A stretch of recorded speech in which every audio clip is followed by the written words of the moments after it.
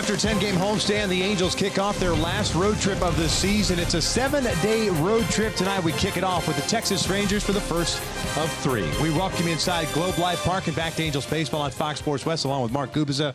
I'm Victor Rojas. Now, over the last week or thereabouts, we've seen Mike Trout do a number of spectacular things. And the most notable, of course, the 2 swim moves that he has put on at third and at home. Yeah, Victor, he does everything so well. You would expect him to do something spectacular as far as being on the bases, and he did that in this last series against Toronto. Take a look at our tools of the trade, brought to you by Ram Trucks.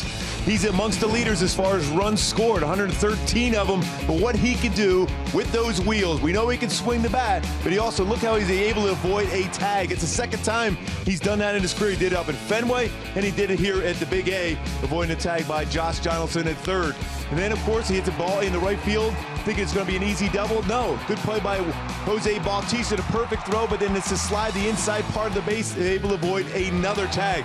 The best play of all, coming into home on a base hit by Albert Pujols. Looks like he is going to be out by a mile at the plate.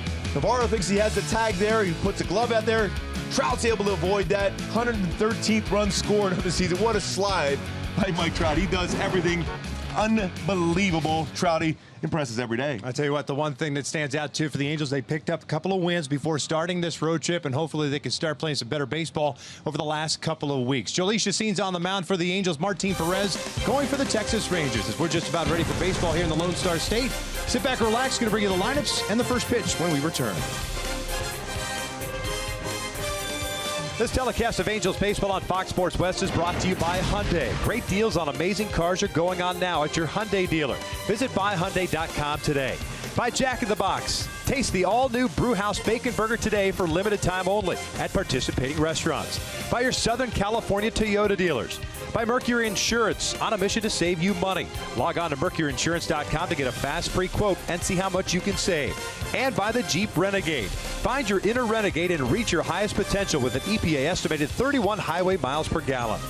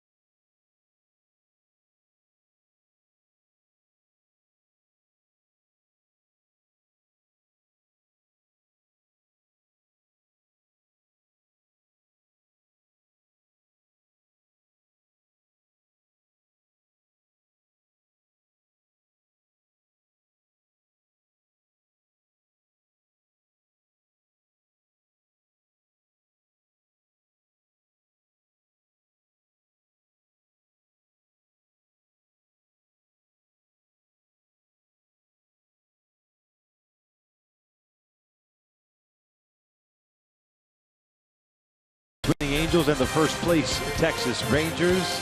The Rangers currently 8.5 games better than the Seattle Mariners. Their magic number to clinch the division at 5 as we get you ready for this first pitch. Yesterday, of course, rookie hazing. After the game, guys getting dressed up in all sorts of costumes. Some fantastic looks. Actually, this might be the best yet as far as what the rookies had to wear, especially trying to get that for G-Man Choi, get that on the plane too. He had to deflate in order to board the plane. Juan Gratterall as Richard Simmons was lovely. Yes. And Alex Meyer is Cat in the Hat, even better. So that's the beauty of Major League Baseball, especially September call-ups. That's the one time they do it, and you start seeing that throughout Major League Baseball. So at least you get a laugh, and it was nice to pick up a W before heading out on this last road trip. 3 here against the Rangers, then it's 4 against the Houston Astros. And a little bit better. They struggled a little bit once again with men in scoring position on the homestand. And the hope is, of course, with the teams in front of you that are looking to make a postseason bid. Rangers trying to clinch a division. Astros and the Astros twice coming up. Oakland, of course, next week. That you could try to make some hay, try to knock some teams off, or at least make it a little bit more difficult for them. Yeah, you're certainly going to have to try to swing the bats here in this ballpark against that very dangerous lineup for the Rangers. It's a hot one here, too. The baseball will be flying. Temperature in the upper 90s, touching triple digits here in North Texas today. This is the lineup that Mike Scioscia is running out for game number 150. Yunel Escobar leading things off. He is at third base. Cole Calhoun is back home with his wife. They're expecting their child, so that's why he is not in the lineup today. Trout batting in the 2-hole. He's in center. Howard Pools at DH. C.J. Cron at first. Jeffrey Marte in left field. Andrelton Simmons, the shortstop. Gregorio Petit at second. Carlos Perez behind the plate. And Shane Robinson gets a start in right field in place of Cole. He will bat ninth as they take on the 25-year-old left-hander, native of Guanare, Venezuela. His name is Martin Perez. And Perez, fastball is 90-95, slider, curveball, changeup, very good changeup. 10-10 with the ERA just over 4.20. My go-tos to be successful against Perez is don't chase the low pitch, especially that changeup, and big field approach. Use that middle of the field and drive the ball to right center field too. That baseball is flying. I was watching in batting practice today. Right field, got a good chance if you hit it well, it's getting out of the ballpark. Check out the defense for the Texas Rangers. Carlos Gomez in lefty and Desmond in center. Nomar Mazara in right. The infield with Adrian Beltre, Elvis Andrus, Rougned Odor, and Mitch Moreland from third to first. Jonathan Lucroy behind the plate. And Andrus having a great offensive season, but also very good defensive season. .977 fielding percentage, which would be a career high if he stays at this pace. He has turned 103 double plays, 14 errors at shortstop for Andrus this season. Rangers currently with an 8-8 record in the month of September. They're coming off a series against the Oakland A's in which they dropped 2 of 3. And had it not been for a 9th inning comeback, they would have been swept by the red-hot Oakland Athletics. Talk about playing spoiler. Let's see what the Angels could do in this 3-game set against Texas. It's been an even matchup all season long. 8-8 record against Texas this season. Martin Perez making his 4th start against the Halos, facing Yunel Escobar. First one tonight is lined towards short, and glove by a diving Elvis Andrus. Gets up, throws out Escobar, and there is out number 1. What a play, because that ball appeared to be by him. Yeah, he hit that ball extremely well, aggressive on the first pitch. And make sure you don't tell Escobar that I said Andrus was our highlight on the defense, and he certainly made that play right away. See, that baseball is by him. Quickly gets up and fires across the diamond to get Escobar at first. Yunel notorious early swinging in the count, and jumped all over that fastball from Perez. Terrific play by Elvis. 1 out, nobody on for Trout. Mike hitting .318, 27 home runs, 90 runs batted in. And he'll take ball 1. Trout yesterday 1 for 3, had a double, couple of walks, 2 runs scored. He'll lift this one foul and out of play. And one thing with Martin Perez, he gets a lot of ground balls.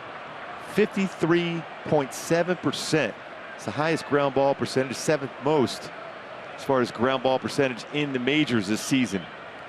Keeps the ball down. He has a very good change, especially going down and away.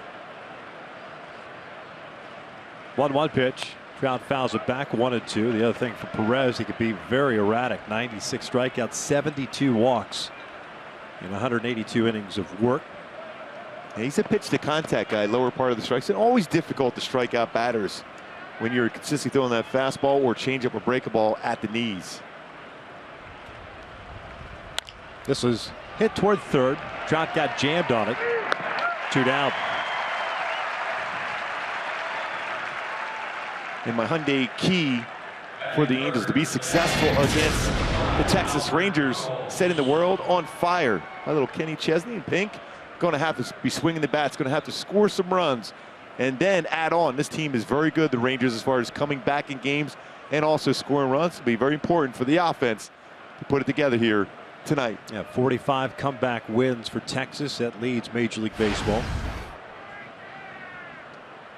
2 quick outs via the ground ball, and here's Albert. He'll swing first pitch and shoot it foul. Pools at 266, 30 home runs, and 112 RBIs. It's a pretty good indication how far the baseball is going to carry. That ball would have been a home run. It stayed fair. Baseball is flying here today.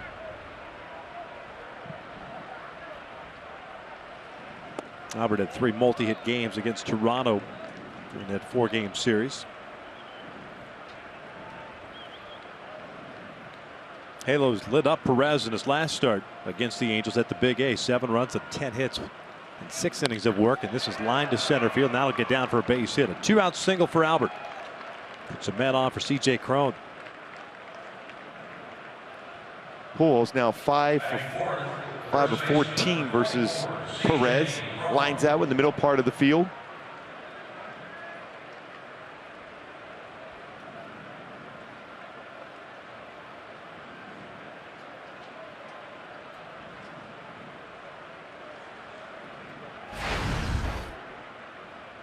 Cron hitting .280. 19 doubles, a couple of triples, 16 home runs. He's driven home 64.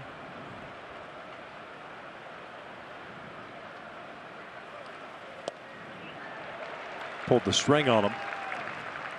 No balls at a strike. CJ yesterday 1 for 3, had a sac fly.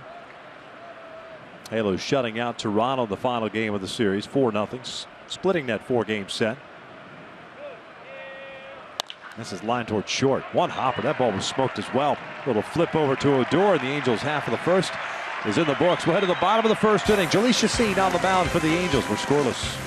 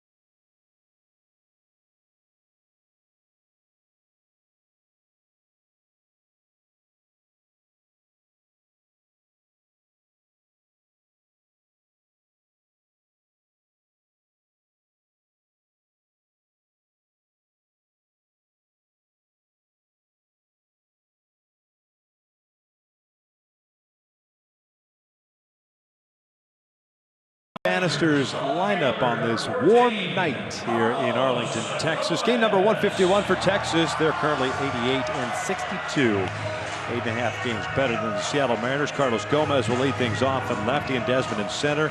Carlos Beltran at DH. Adrian Beltre at third base. Rougned Odor at second.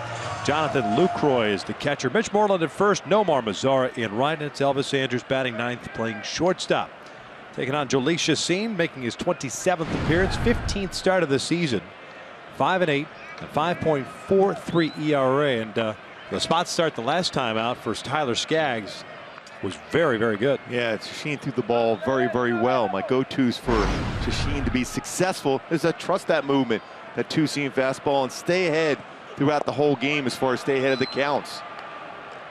When he gets behind in the count, that's when he runs into problems.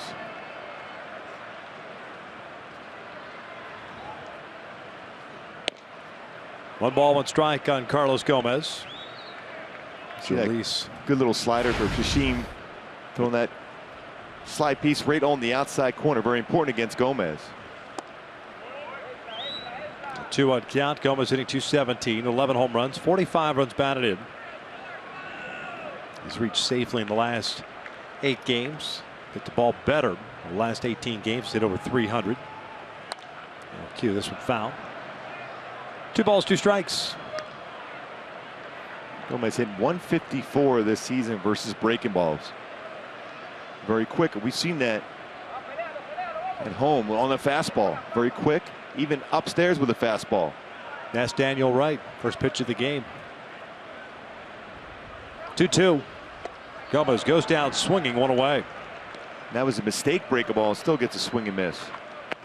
Check out the Angels on the defensive side of things. Jeffrey Marte in left, Mike Trout at center, Shane Robinson at right, Yunel Escobar and Andrelton Simmons on the left side of the infield, Gregorio Petit and C.J. Cron on the right, Carlos Perez behind the plate. And with Cole Calhoun at home with his wife waiting for the birth of their first child, Shane Robinson getting the start out in right field. 4th time he's gotten to start out in that position. He has 2 outfield assists and 1 error so far this season for Shane Robinson, who's played some left, center, and tonight in the 3 other games in right field. Ian Desmond, the center fielder, with a 1-0 count. It's .285 this year. 29 doubles, 22 home runs as he lines this one foul. He wants a count at a ball and a strike. Free agent to be. Signing a 1-year deal in the offseason. What does he jump on high pitches too? He was all over that fastball upstairs. 387 batting average versus high pitches this season. Time called.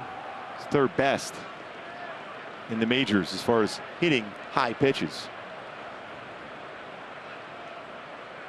Marte a very deep left field.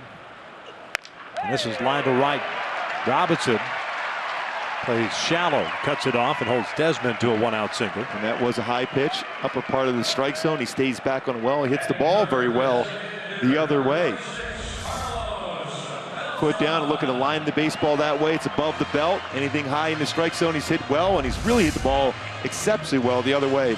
That's his 58th opposite field hit this season for Desmond. So he's at first, and it's Carlos Beltran coming to the plate. The veteran switch hitter, DH, hitting .300, 27 home runs, 88 RBIs this year. All-star season for him. It started with the Yankees.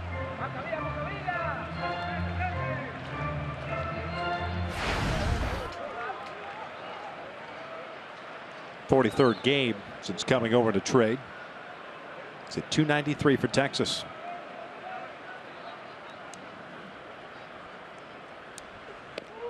One to one.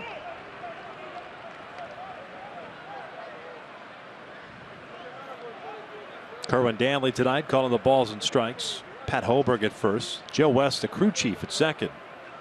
Greg Gibson at third, the umpiring crew for this 3-game set. It's a pretty good spot there.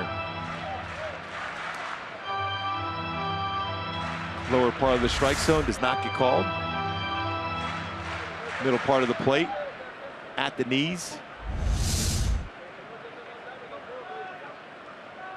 I think I'd like a better understanding of what the strike zone is nowadays. And I know it can fluctuate, whether it's Fox Tracks or StatCast, any number of K zones that are out there.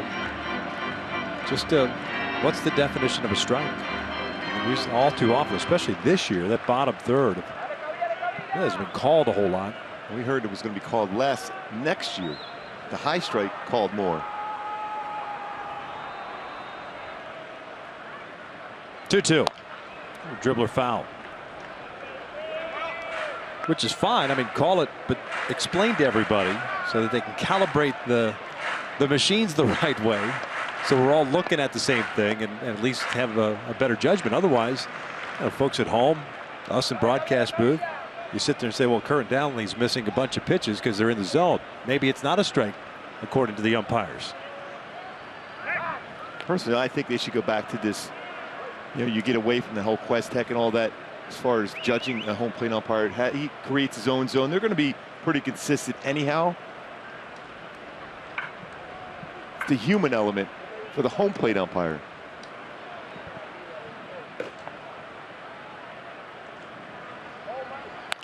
This one's fouled off. Count remains at 2-2. The unfortunate part of that is that we live in a video game society, and everything it's about the bells and whistles and what's cute on TV and what looks good, what doesn't. That's just part of it. That's what the kids are growing up with, playing video games, especially playing sports games. You know, the targets and the zones, whether it's hitting or pitching wise.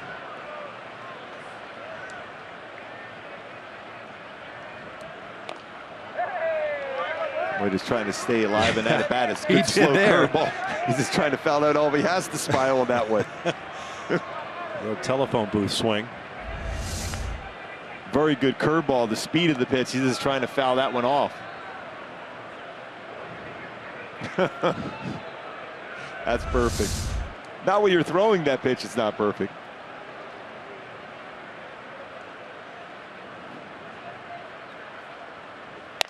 Broken bat, bouncer to Crone, spins around, fires to Simmons. Easy double play, one in the books here in Texas, and we're scoreless.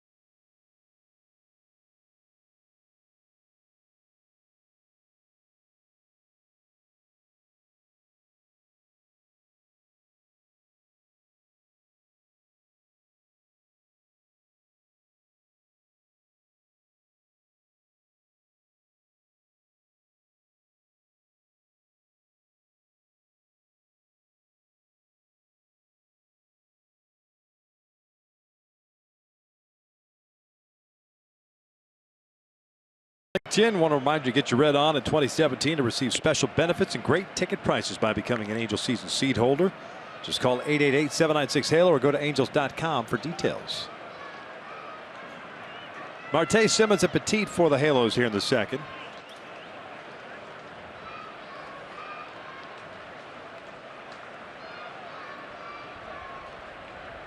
Martin Perez with a couple of ground ball outs, gave up a single to Pujols, but nothing more. Jeffrey starting left fielder tonight. .253 average with 12 home runs and 38 RBIs. A couple of hard hit balls in the first off of Perez. Seems like everybody's up there swinging first pitch. You look at the numbers against Martin. 0-0 counts when it's put in play. 356 with 21 RBI on the first pitch put in play. 0-2.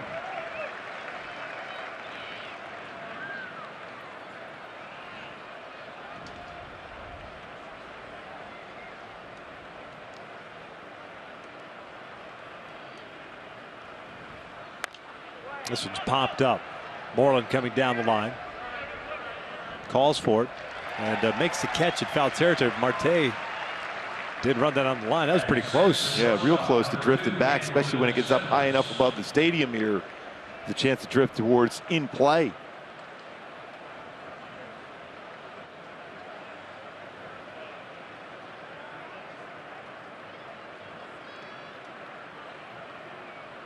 So you're more than likely going to tell him, hey, you got to make sure, just in case that baseball comes back into play, you have to, like you're saying, about a foot away from being in play.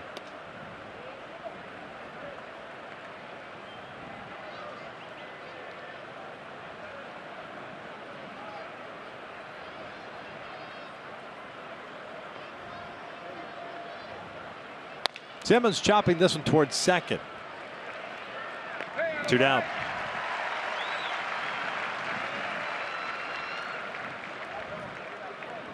Martin 10-10 on the season, but 8-2 here at home with an ERA 2.65. Martin here in this ballpark.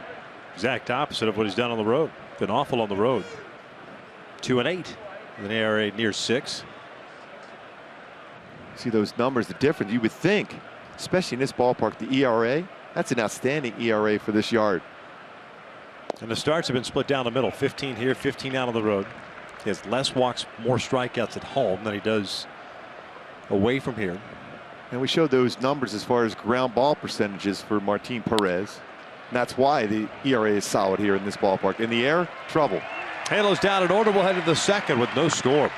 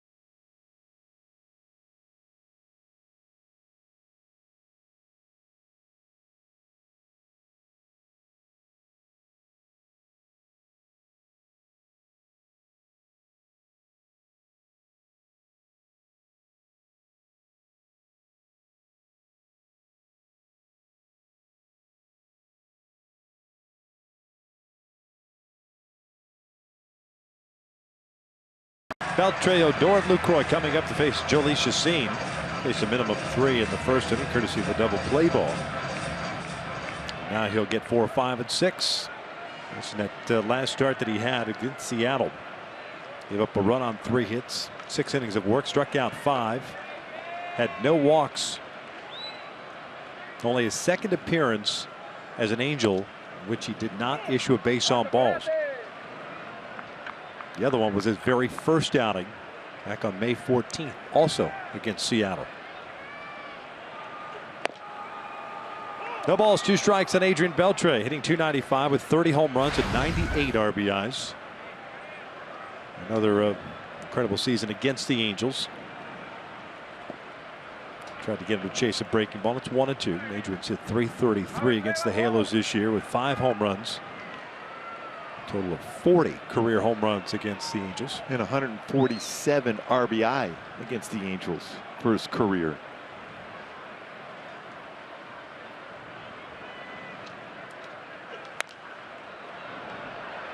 High fastball fouled back.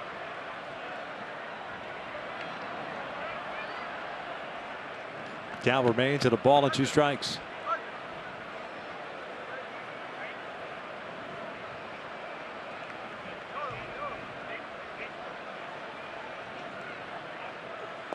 2-2.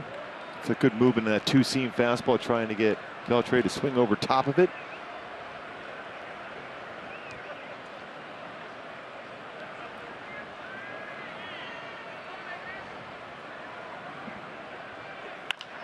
Bouncer foul. As good as that outing was for Chacin the last time out, it ended up going as a no decision for him.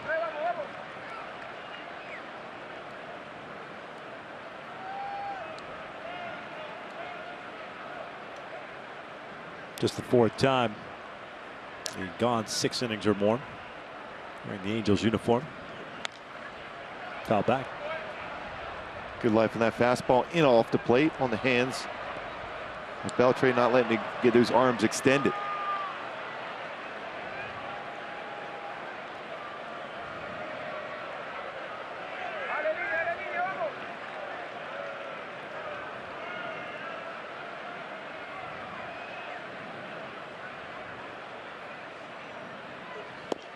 Full count. The Texas team that is 4th in average, 5th in home runs, 3rd in runs scored, 3rd in slugging, and 6th in on-base percentage. Jeff Bannister, the 2015 American League Manager of the Year.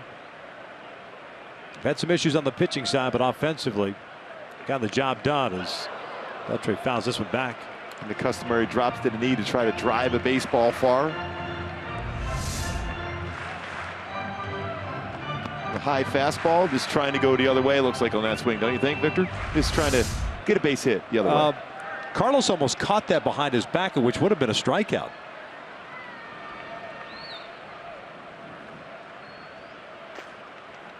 If I'm not mistaken. Yeah, there's if he a catches walk. the foul tip, yes. Yeah. Got ahead at 0-2, ends up walking Beltre, so the leadoff man's on board.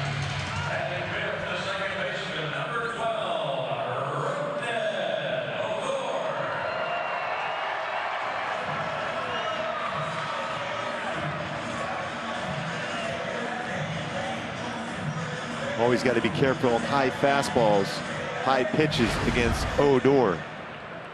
Having an unbelievable season, 31 home runs, 85 RBI, 31 doubles, and 4 triples.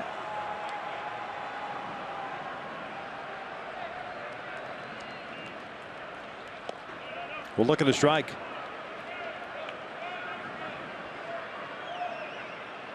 .279 batting average with those 31 home runs.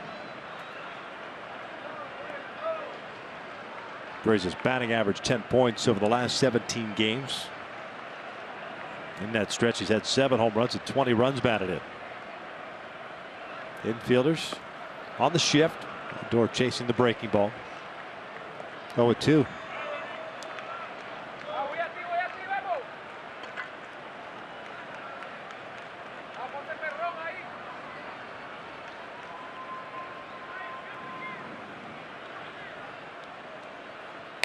Bouncer foul. Still at 0-2. Texas took 2 of 3 against the Angels last homestand to kick off that 10-game homestand. Angels finished that stretch 3-7.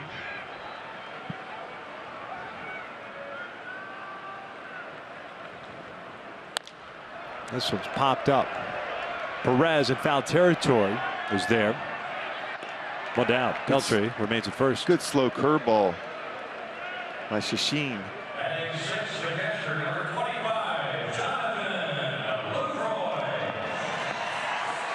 One out, one on. And there's Jonathan Lucroy.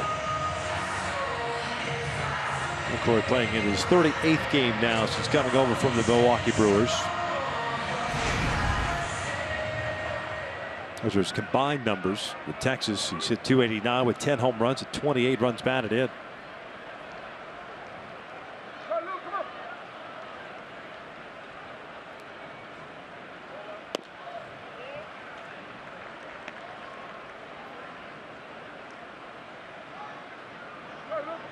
Give him Mike Napoli's old number, right? 25 here? Yes. So it's mandatory to have the beard then, I think. Yeah.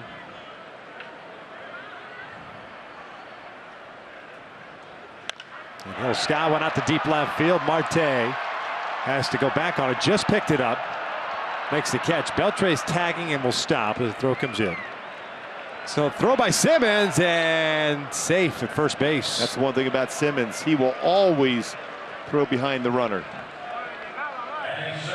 And that was a close play.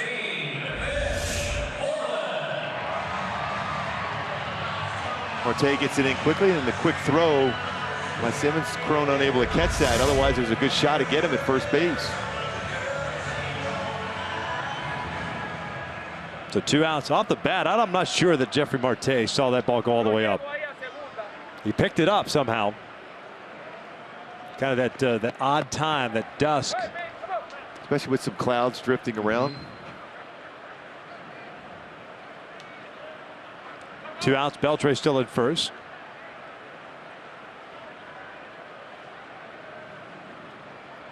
There's Mitch Moreland, the first baseman. This is hit to Crone. That'll do it.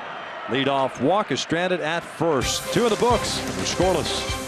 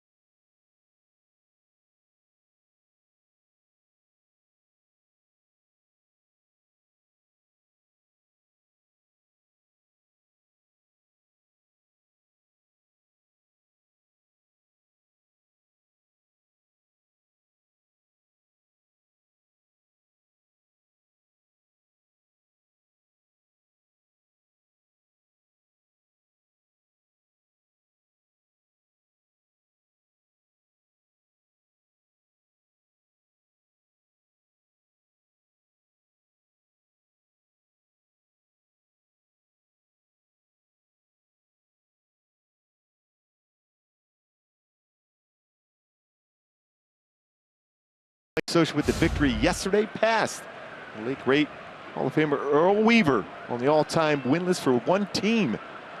Associated 1,481 as far as most wins for managers in Major League history for one team. Walter Alston at the top with 2,040.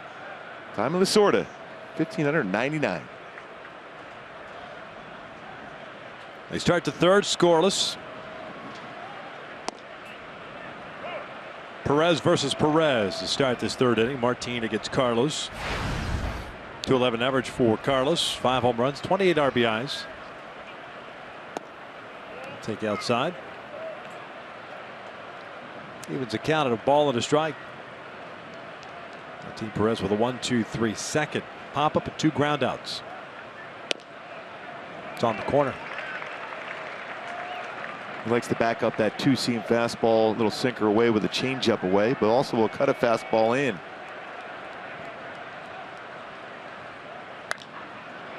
Carlos shooting one out to center. 1 down.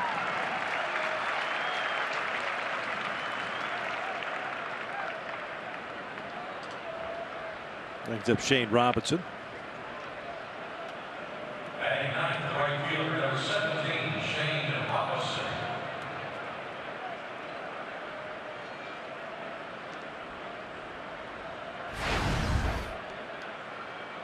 Shane, a 180 average, getting to start right field for Cole Calhoun with his wife Jennifer, expecting to birth their first child.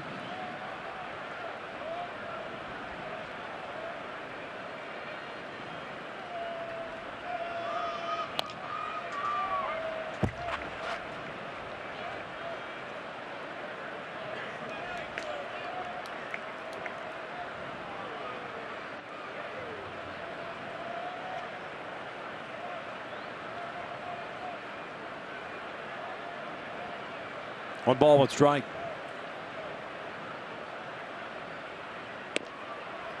Caught the outside corner. I mentioned earlier, 72 walks, that's 96 strikeouts this season for Martin Perez. Robinson lifts one out to right field. Mazara plays shallow, goes back. 2 down.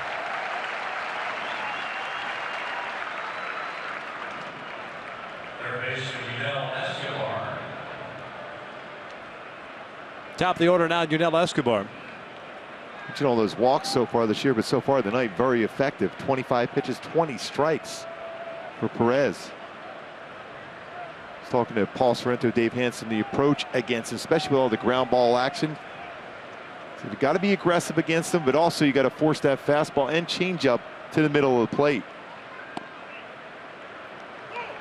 Escobar jumped on the first pitch of the game. Hit a rocket toward Elvis Andrus. Made a nice play on it.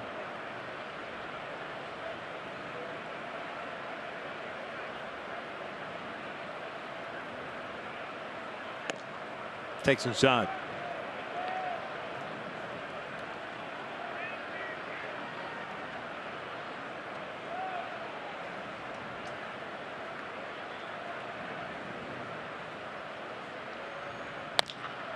Over the mound, off the glove. Odor to the backhand. A little bit of a bobble. Still gets Escobar. And the Angels are down in orders. We head to the bottom of the 3rd. Still scoreless.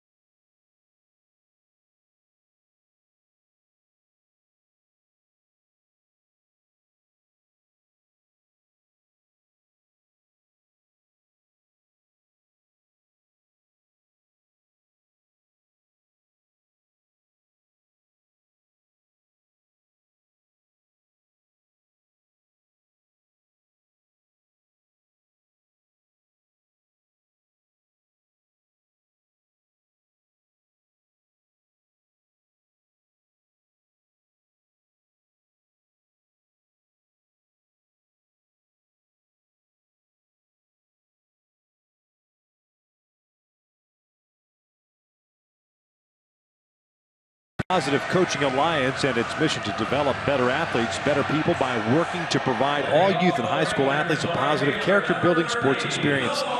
Visit foxsportsreports.com to learn more. No scores. We start at the bottom of the 3rd. Jalees Chacin. So far, so good through 2. Got extended a 10-pitch plate appearance in the 2nd. With Adrian Beltre working the lead-off walk, but nothing more. She retired the next 3 in a row, including a 1-pitch out with Mitch Moreland, who had a little soft liner to Chrome. So it's Mazar, Andrus, and Gomez, 8, 9, and 1 for Texas.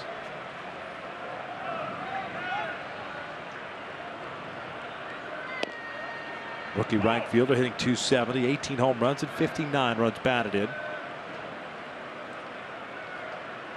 Chacin, real good feel for his curveball early on, along with his slider.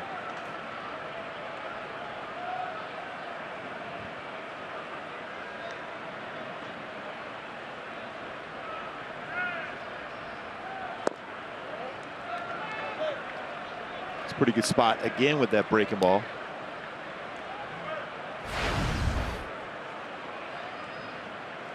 Count even up at 1-1.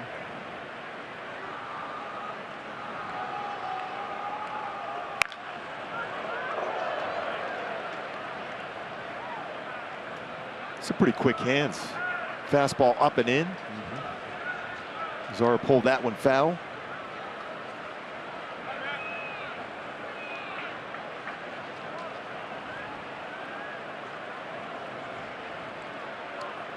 A 12-game hitting streak against the Angels snapped in his last go-around last weekend as that one missed in. Chacin wanted that one. That was again another lower part of the strike zone pitch. 2 balls and 2 strikes.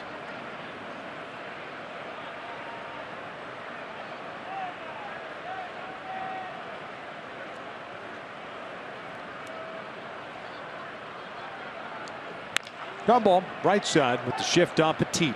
Field this one, throw him out. 1 away.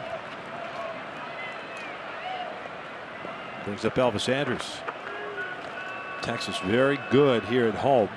Best record in the American League at home with a 48-24 mark. Second best in Major League Baseball. Cubs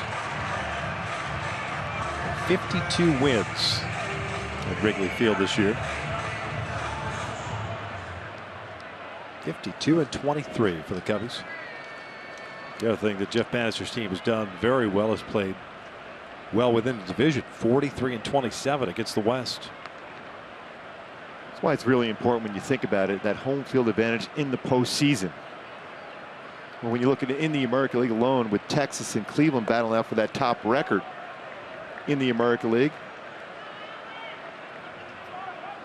Texas 24 games over 500 at home. Cleveland 23 games over 500 at home. Rangers currently have the advantage as far as best record in the American League. 1 game in the loss column. Andrews chopping this one toward the right side. Cron's got it. It's a foot race with Chacin and Andrews, and safe at first.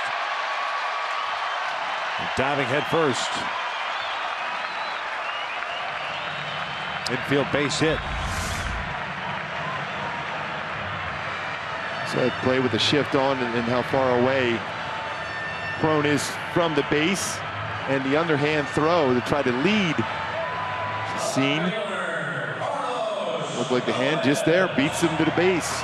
But I think that's one of those ones over the top. They're a little bit more on it than forced Chacin to be able to get there a little bit quicker on a more firm throw was their best shot. You're halfway between first and second. Trying to do the old underhand toss. Forget it. Yeah, I know you're trying to lead your pitcher, but if you throw a little harder, he's going to have to go there quicker and reach out, have a better chance, especially the way Andrews runs down the line. Here's Gomez. Base hit by Elvis, a second hit allowed by Chacin. He and Desmond had the other.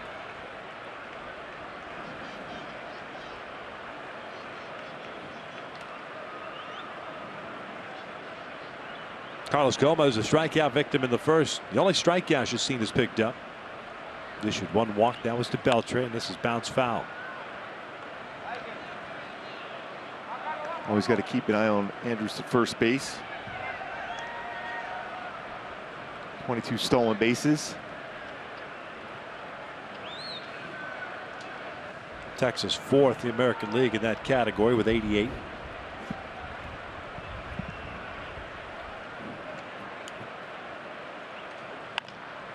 One and 2.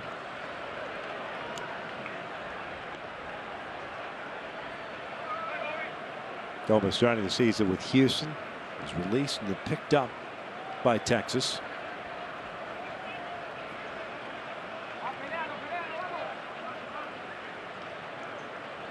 Batting in the leadoff spot. 1-2. Lifted out towards shallow right center. Trout calling for it. 2 down. Elvis back to first base. Ball not hit very deep and also drifting toward right. So Trout had a long way to go.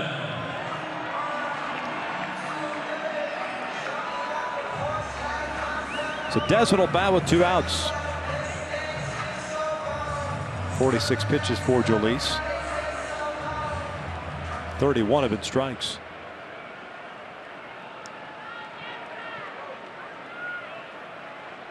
And Desmond 1 for 1. Base hit to right field in his first at bat. Talked about the area of the plate and how well Desmond hits the baseball. The hot zone, that upper part of the strike zone, middle part of the plate. It's a tough time down and away, down and in also, but up, middle, up and away. Very good numbers for Desmond. That's why he's got 58 extra base hits this year. Or opposite field hits, I should say.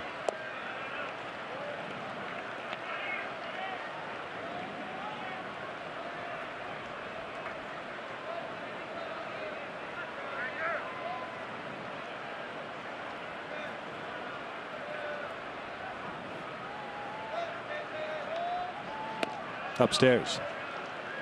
2-1 count. Both starters so far. Nice job through almost 3 innings. 2 outs here in the bottom of the 3rd. Handles have managed 1 hit against Martin Perez. Texas with 2 so far. Good slider and a fastball count from Chacin.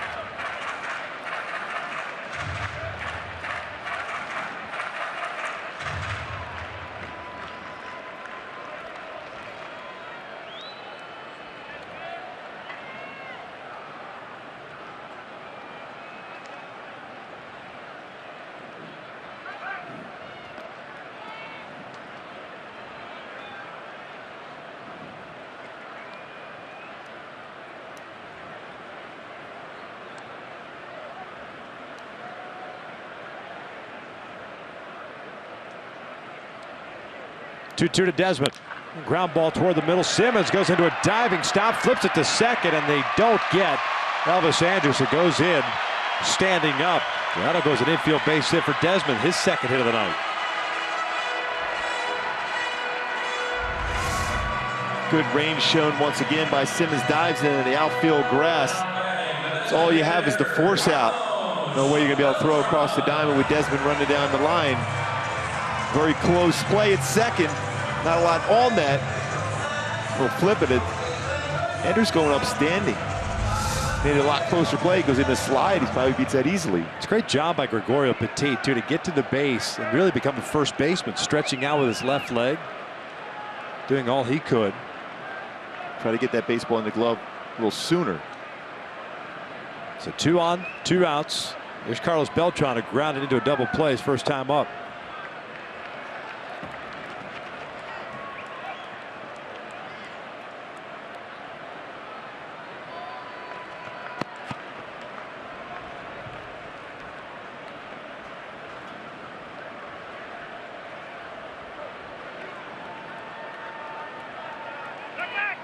Pickoff attempt to throw a 1-hop Simmons. Maybe hit Andrus. Looked like it hit Simmons maybe in the face as well.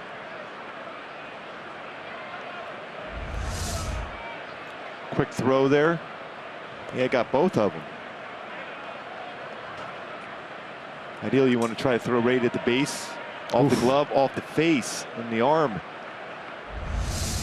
See right there, off around the mouth area of Simmons. Yeah, got the right elbow of Elvis Andrus. Kevin Harmon, they're trailing around.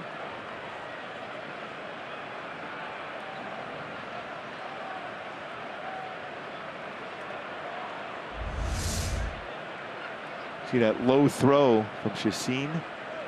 Right on the elbow area, tricep area, and then off of Simmons.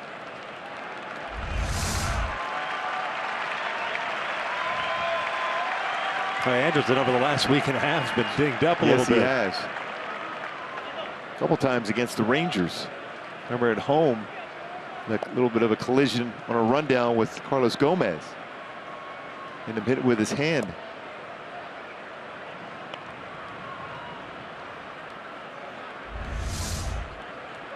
See off the arm, body, and then right off the cheek, nose area of Simmons.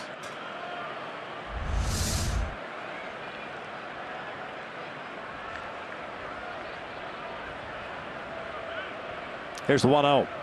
Beltran shoots one out to center field. It's going to hang up, though. Trout's there, puts it away. And Texas gets a couple of men on with 2 outs, but leave them stranded. We'll head to the 4th, still scoreless.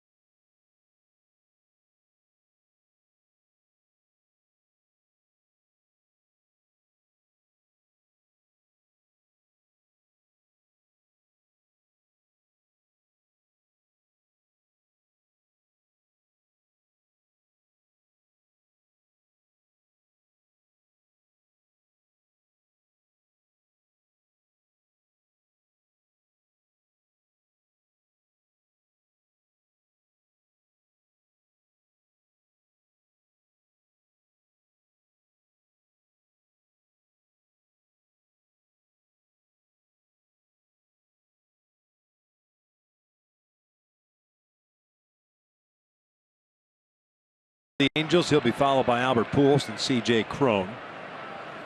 Halos have had one base runner. That was a single by Albert with 2 outs in the first. Nothing more. As Martin Perez has retired 7th straight. Trout got jammed in his first inning at bat and grounded out to Beltre.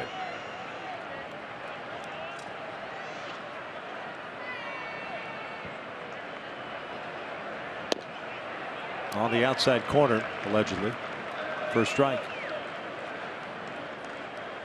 Told you the splits for Martin Perez, struggles he's had, up and down season.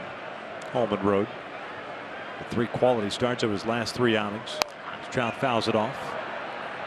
Gone 2-0 with a 1.96 ERA over those last 3 starts. And I guess if you're going to get hot, this would be a good time to do it. With a couple of weeks left in the season before you head into the postseason.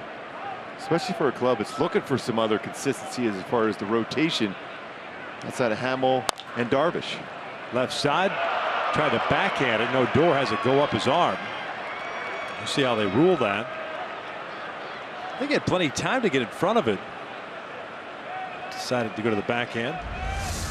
Not too often you see the shift being put on against Trout, and Odor on the backhand. He could plenty of time to get in front. He's got a strong throwing arm. Could be his 21st error of the season. The shift worked, but Odor unable to make the play. They've got him on the foot as well. And that is an error on Odor. 87th error committed by Texas this year.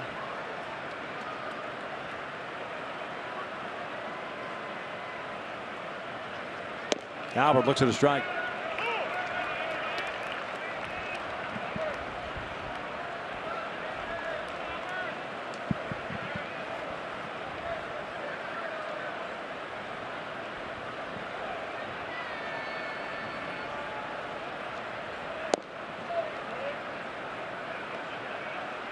He was a count on the ball and strike.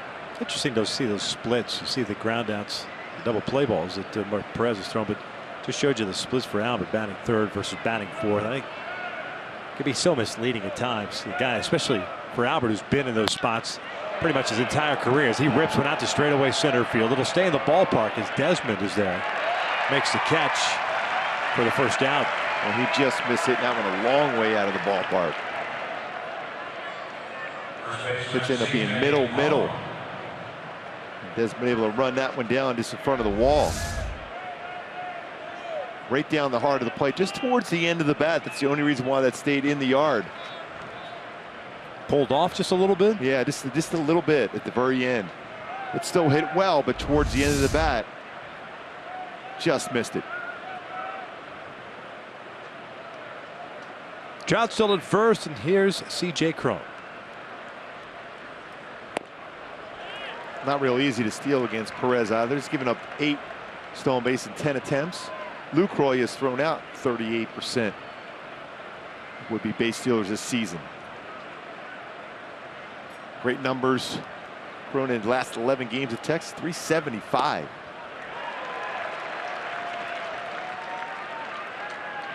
With 12 RBI in that span. Good chunk of that damage done last year. He had an incredible season against Texas last year. I'll check in on Trout.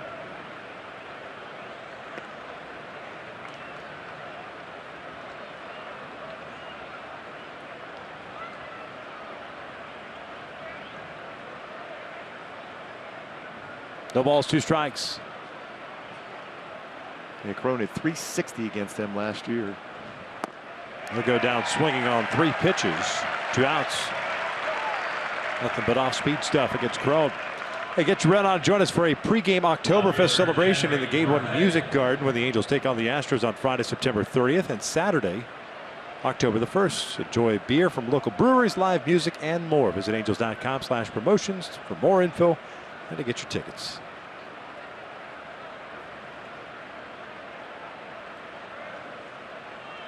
So 2 outs. Trout still at first, and here is Jeffrey Marte.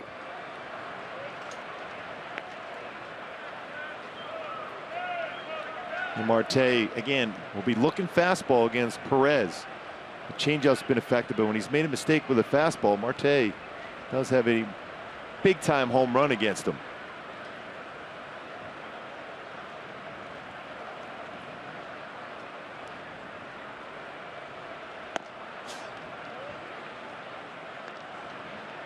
Two balls, no strikes. Jeffrey popped out his first time up. Yeah, he's trying to make sure he doesn't miss with that fastball off the plate in. He pitches inside very effectively, but his bread and butter, a little two-seamer down and away, and he backs it up with a very good changeup going down and away. There's that two-seamer on the outside corner. Well, Kerwin's called that pitch pretty much all night long on right-handed batters. Outside corner. And he's done it for both sides.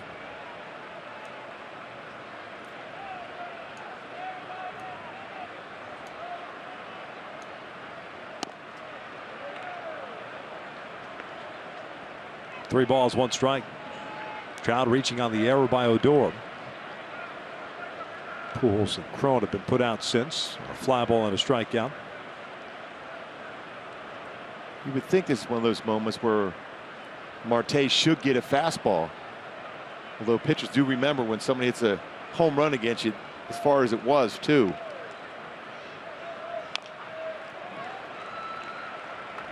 Did go with a fastball. Back to July 20th at the Big A.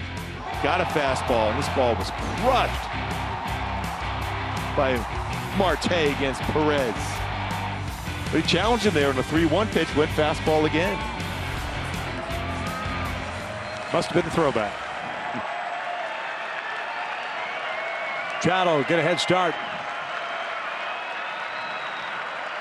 3-2 count with 2 outs.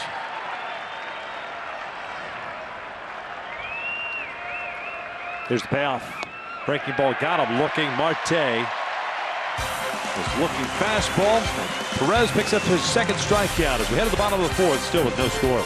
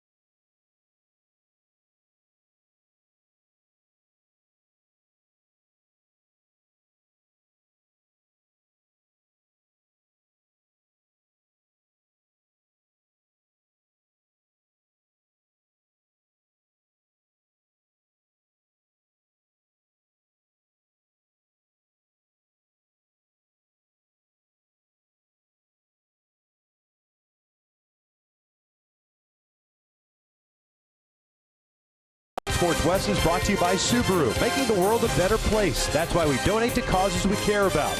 By El Pollo Loco, new chicken tenders. Try them today at El Pollo Loco. And by the 3-row 2016 Mazda CX-9. Scoreless as we start the bottom of the fourth here in Arlington, the first of a 3-game set. Kicking off the last road trip of the season. Beltre, Odor, and Lucroy for Texas here in the fourth inning. The only walk that Chacin has allowed today was in the second to Beltre, total of 10 pitches. That was a plate appearance that started 0-2 as this one's flipped out to right field. Robinson will play that on a hop, and Adrian's on board with a leadoff single. Swinging on that first pitch, puts it in play towards the end of the bat, flares it in front of Robinson and right.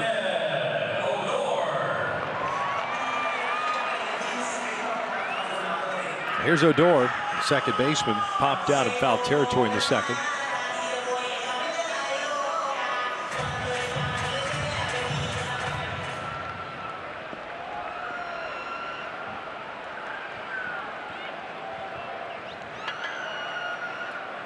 Three infielders on the right side with Odor, and he'll shoot one down the left field line, slicing foul and out of play.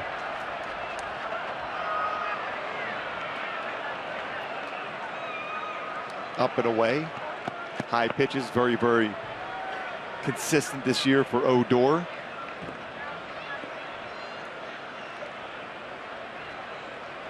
.333 batting average on high pitches. And he will swing even at pitches above the strike zone. Sky to right field. Robinson puts it away for the first out.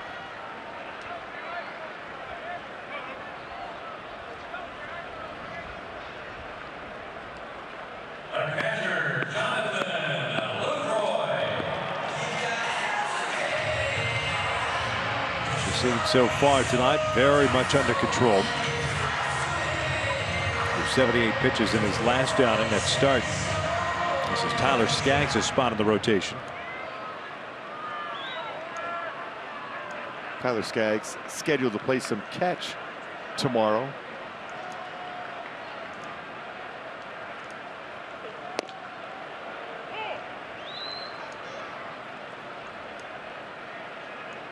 Not much time left.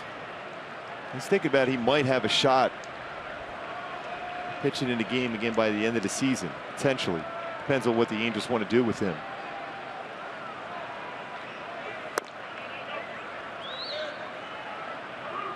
I think Tyler either will throw one in towards the end of the year or see him out there in the Arizona Instructional League along with Garrett Richards.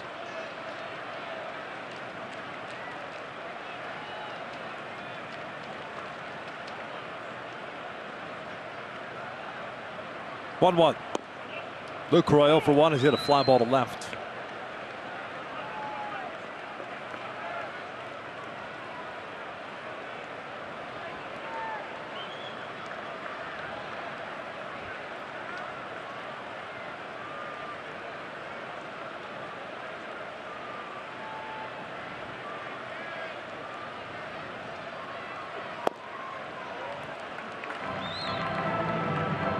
Clearly trying to stay away against Lucroy, knowing he's very good on inside pitches. And both guys have done a nice job against right-handers, really exploiting that the strike zone that Danley has set forth.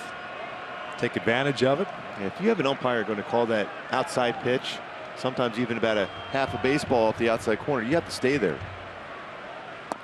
Now in mislocation. Full count. Like he wanted to throw his changeup inside and missed away.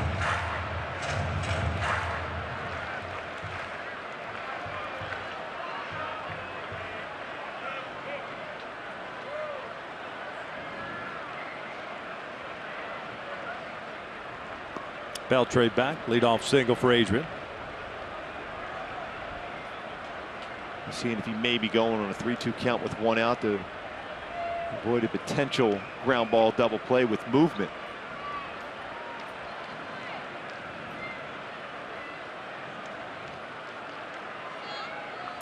Back up the middle, off the leg of Chacin, ricochets to Crone. They'll get the out at first, and Chacin is in a lot of pain sitting on the mound. And Gooby, you've seen that before, yes. and you've felt that before. Yes, and it's almost exact same area. Remember that very, very well. The old Metrodome in Minneapolis.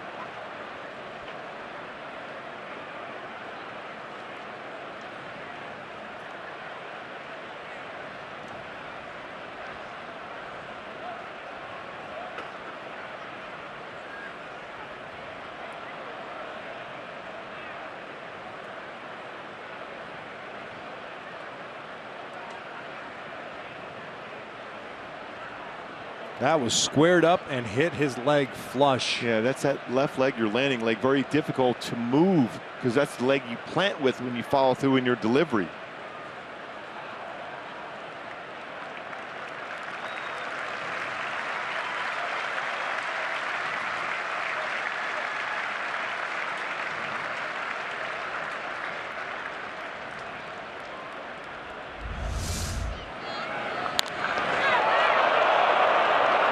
having that sound. There's not a lot you can do as a pitcher. When you land, it is right at you quickly. I wonder if he moved that leg just enough so where it doesn't square the shin. I mean, if this is exactly what happened when it hit my leg and went right over to Jose Offerman, was playing first base for us. Directly shot right over towards him. And it broke your leg, right? Broke my leg, yes. Looks like he's able to move around all right, which is a good sign. I remember taking this when I stood up right away. I knew it was broken. I could feel the bone moving. Appreciate the visual. Oh yeah, it was a lot of fun. That's what the trainer said. How you feel? I said, I think it's broken. I think it's broken. Yeah. Getting some warm-up pitches here. And you always worry about at some point that becoming stiff as the game progresses. That got him pretty square. Advantage that it's in the mid-90s here, so it won't stiffen as quickly as you would think in a in an April game, say in the north. They're clearly limping, and he's throwing the ball so well. Yes. I can imagine he doesn't want to come out of this game. No. We'll see how it impacts him now, because the command's been pretty good for him tonight. There's 2 outs. Beltre at second, and Mitch Moreland's coming up. Again, that's your landing leg, so you put a lot of torque on that and a lot of your body weight on that leg as you land and throw.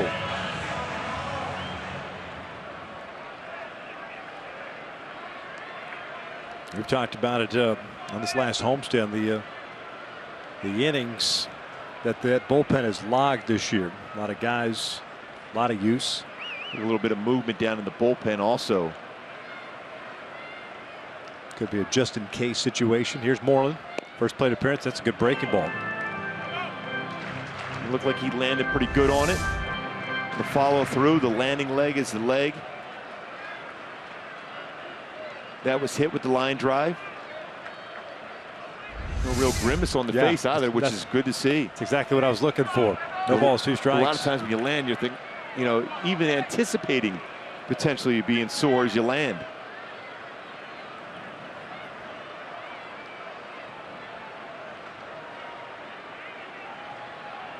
Second straight inning. Texas has had a man in scoring position. Petit out in shallow right with the shift on. 0-2. Little dribbler, and that is foul.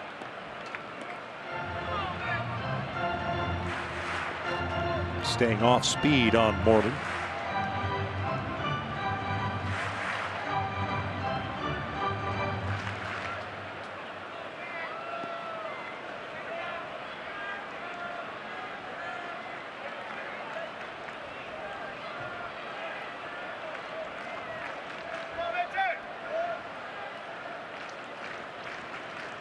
Breaking ball, got him looking on 3 breaking balls.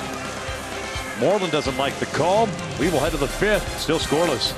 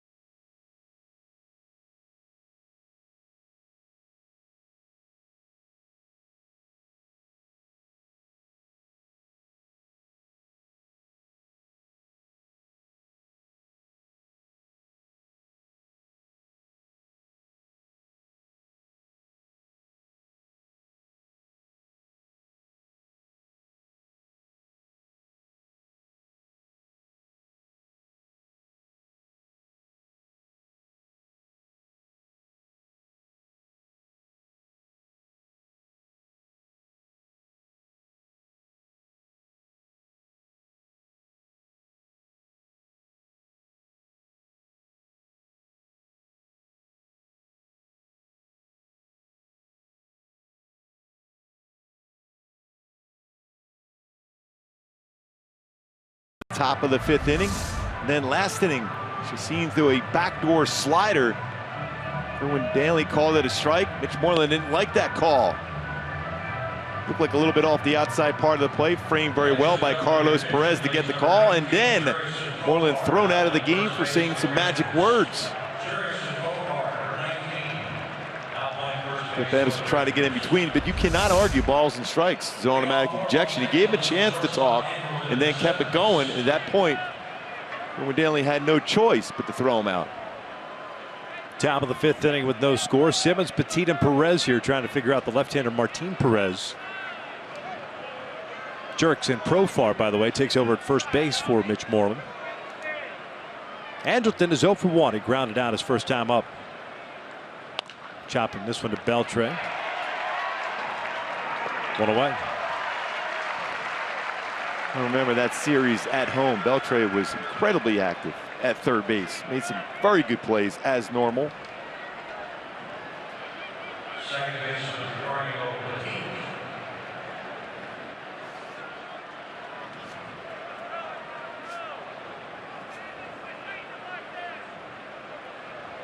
One out, nobody on, and here's Gregorio Petit.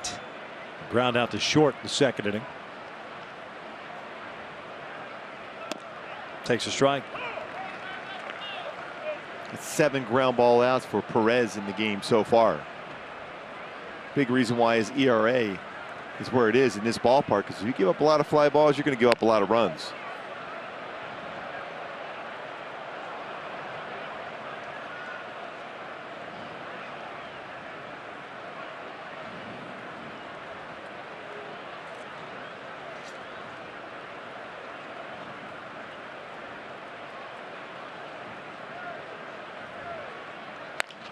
Jammed and fouled off.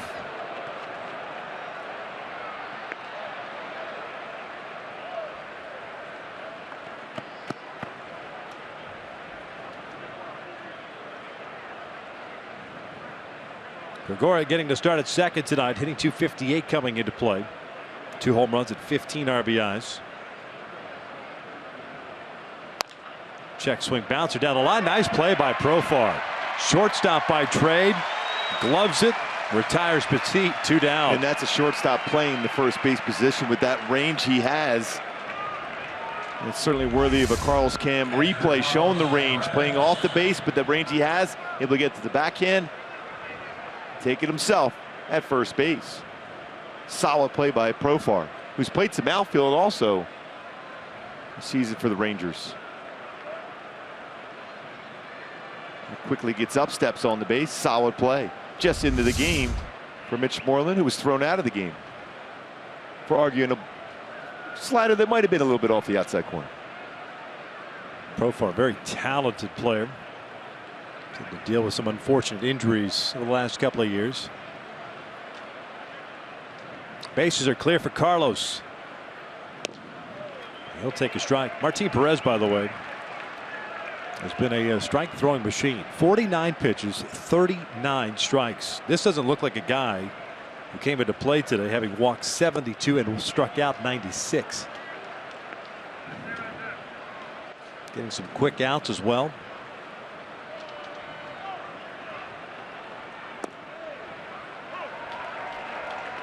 One ball, 2 strikes.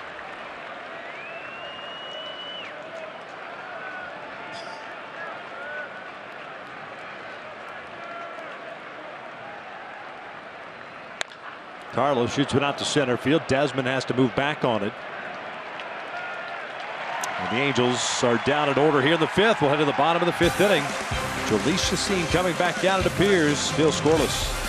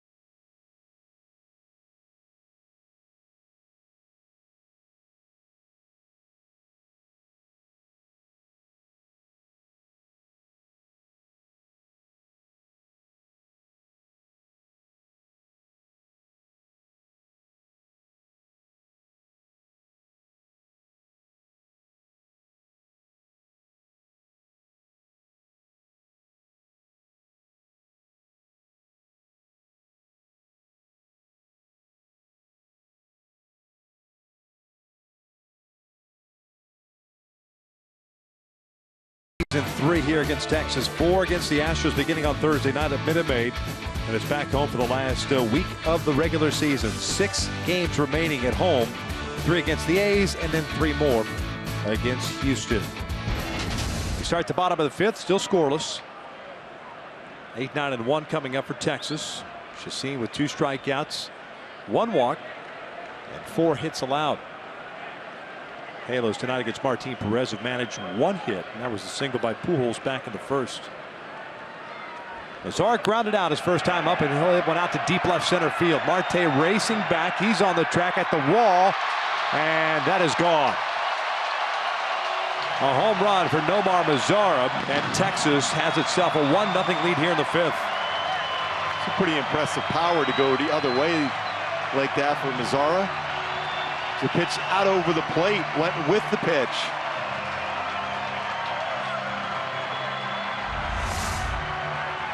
Fastball instead of sinking, had lateral movement. And just over the wall for a home run the other way. 19th of the season for Mazara.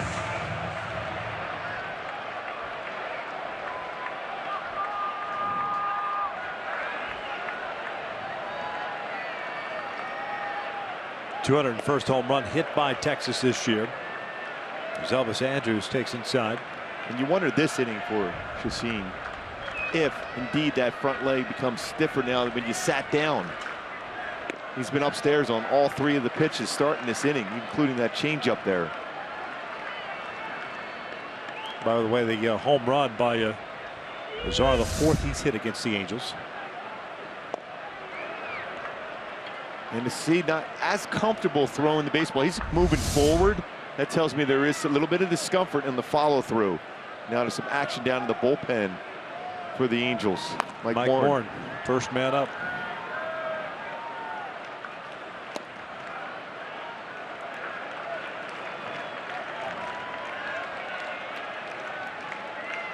Three balls, 1 strike. Elvis with a base hit in the 3rd. How's it back? Full count.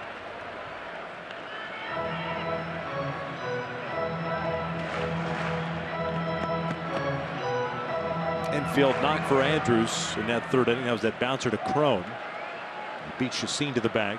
He'll pull this one down the line foul.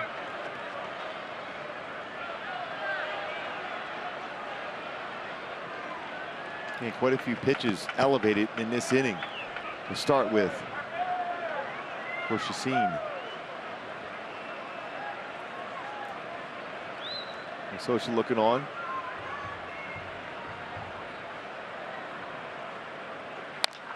Lifted out toward right. So slicing toward the seats and out of play.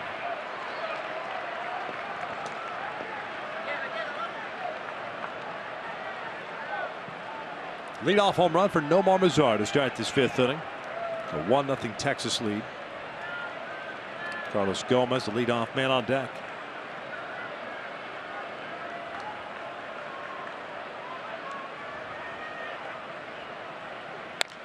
A little flare out to right field, but Robinson's there. 1 out. This copyrighted telecast is presented by authority of the Los Angeles Angels and may not be reproduced or retransmitted in any form. And the accounts and descriptions of this game may not be disseminated without the express written consent of Angels Baseball LP.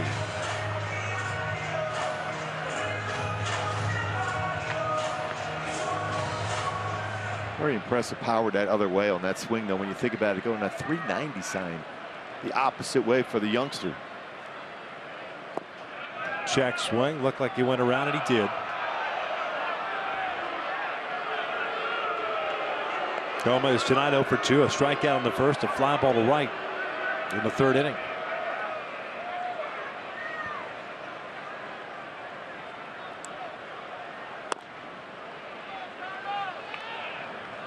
One and one.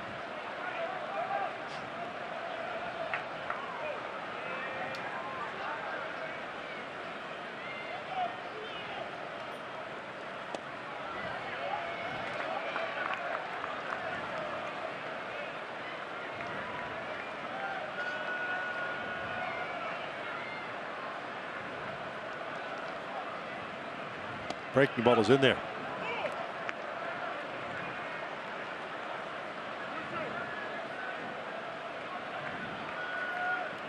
Got to try another breakable, I would think, against Gomez.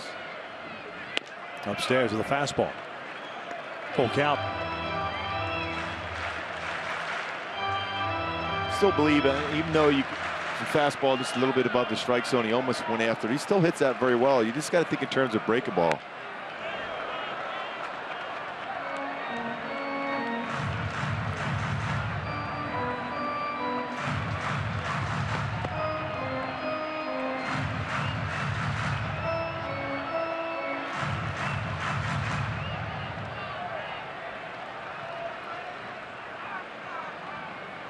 He had Desmond on deck. 3-2. Fouled off again. 2 strikeouts and a walk. 5 hits allowed by Jolice. 82 pitches now.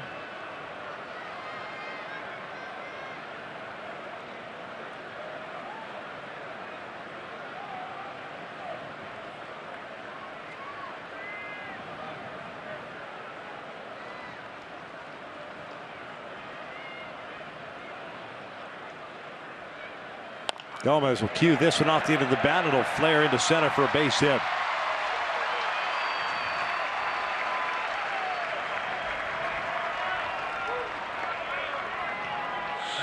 Managed to get a base hit on that breaking ball. Middle of the plate was down, but middle of the plate just flared it into the outfield.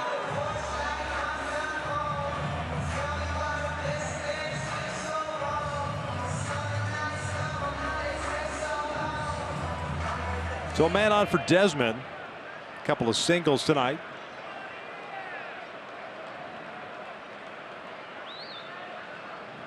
Gomez will run. 16 stolen bases. Has been caught 4 times.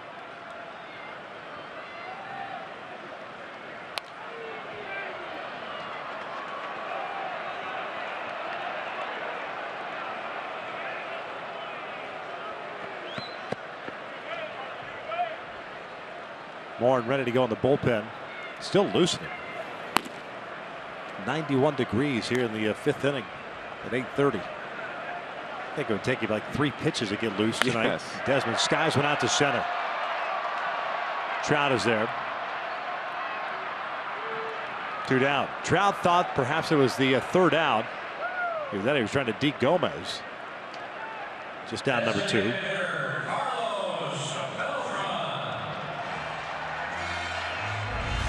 Trout got behind that baseball well.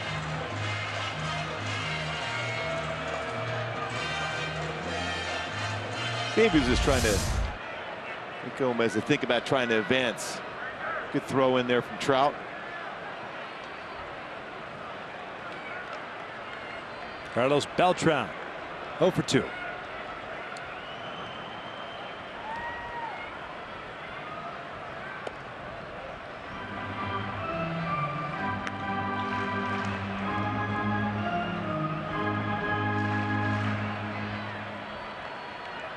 Warren's throwing a complete game down the bullpen. Yeah, you only need a few pitches in this ball, especially down there in the bullpen. Absolutely. All that cement around you, it is extremely warm. Especially now with 2 outs here in the 5th.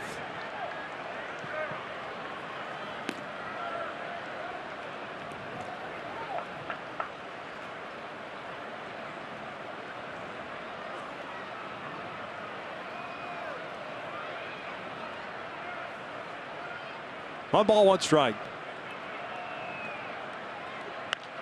Little pop of foul.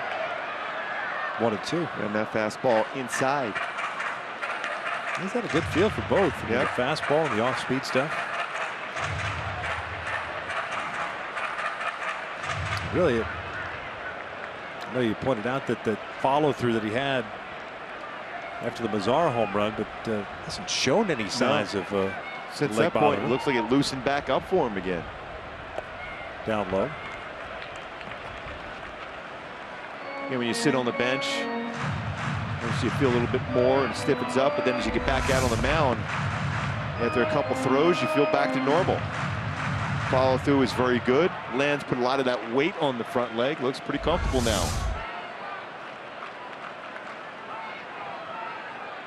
2-2. Full count. Gomez. Here, a nice little head start. Cron will let Chacin know he's going to play behind him. especially with a left-handed batter at the plate. Nomar Mazar with a leadoff home run to start the 5th. It's 1-0 Texas. Chacin trying to get the Angels back in the dugout, just down by a run.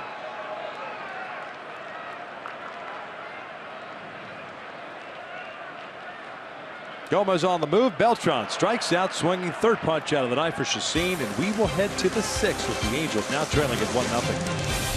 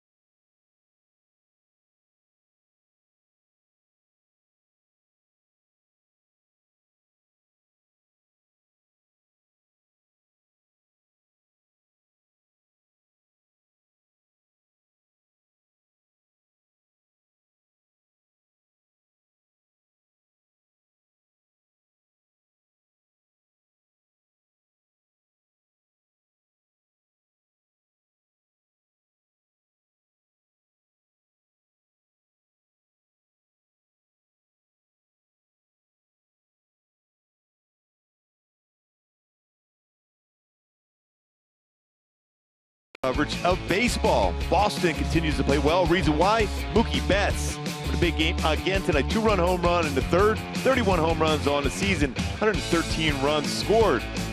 Take a look now for game break in Baltimore with 1 on. 0-0 game. Not anymore. Mookie Betts. 31st home run, 2-run home run. David Ortiz homered in the game. He's got 35. And Rick Porcello looking for his 21st victory of the season. It's going 8 innings in that game for Boston. 9-1-2 for the Halos. Down 1-0 as Robinson swings to the first one. It bounces to Delvis Andrews. 1 out. Shane 0 for 2, getting the start tonight in right field for Cole Calhoun.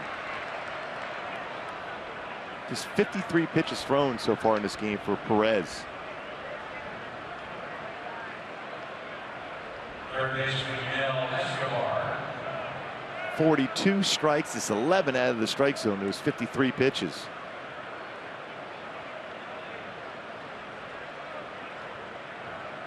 Yanel Escobar 0 for 2. Twice is grounded out.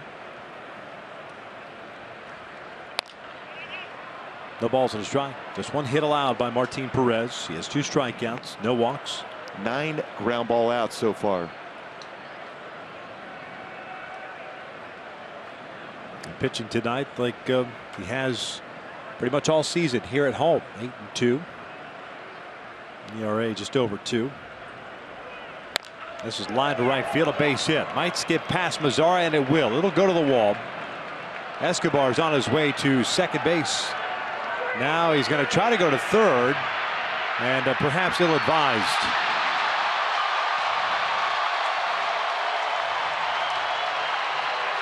Yeah, Escobar's throwing up his arms as if Mazar threw his arms up to say it was a dead ball. Mike Scioscia's going to try to get an explanation right now.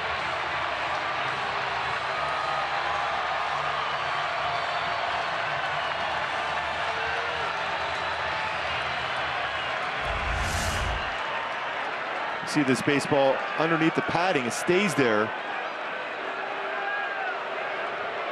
He never threw the hands up. No. That's a live ball. Yes.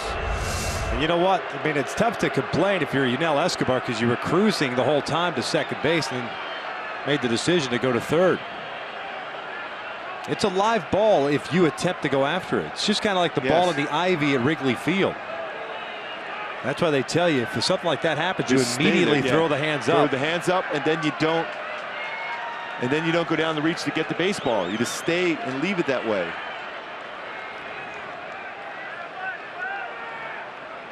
I'm not sure what they're going to look at unless the ground rule specifically states something. This could be to that. a crew chief review, if anything. I don't think the Angels are going to challenge this. Maybe they are going to. Again, unless it's a ground rule. I mean, it's underneath there, but as a player, when you go to reach for that, correct, that becomes a live baseball. Right. They're going to take a look at it. Curious as to what they're going to look at, Gooby. Again, ground rules, we talk about all the time. The umpires and the managers talking before a game, explaining the ground rules in the ballpark. Every ballpark is different with its ground rules. Now, there could be one specifically to this ballpark that says if a ball gets stuck underneath there, whether or not a player throws his hands up, it's a dead ball and it's a double. But Nomar Mazara did not make any effort whatsoever to throw his hands up. I saw Escobar throwing his arm. Right. That the case. It was not the case. He never did. I think he was saying at that point, I thought the same thing, but I think in retrospect, he's thinking he should throw the hands up because the ball was stuck underneath the padding.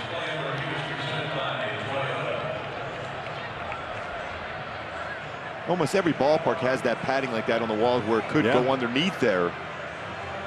He's waiting for the carom here. It stays there. Doesn't do anything, but goes in there and goes and gets it. See, Mazara should be putting his hands up and stopping right there anyhow. Correct. But he didn't do that. That's why I think it's going to be very difficult to change the call here, other than being out at third. Right, a double and an out at third, trying to stretch it into a triple.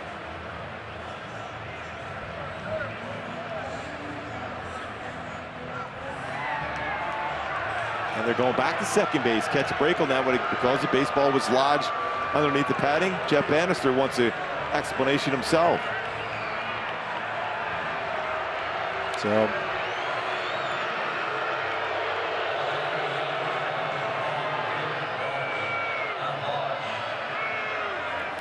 call's overturned because the ball was lodged, is what we're being told. That's curious. Like I said, I mean, unless it's a ground rule, I never thought. Now that's why Jeff Bannister, obviously not a.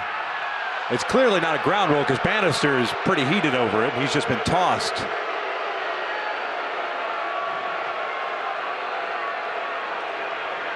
I mean, it works to the Angels' advantage. It's a double for Yunel Escobar with one out now, as opposed to 2 outs and nobody on.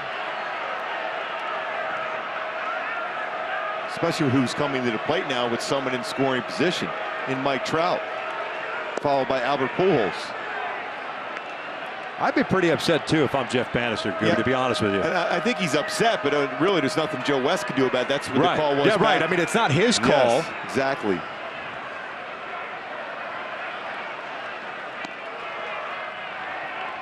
Scioscia's the one that initiated the challenge. And that's what Major League Baseball said back in New York as they looked at the replay. I don't know that I've ever seen that, to be honest with you. Get a call overturned like that. Especially when the outfielder doesn't throw up his arms. So it's a double for Escobar.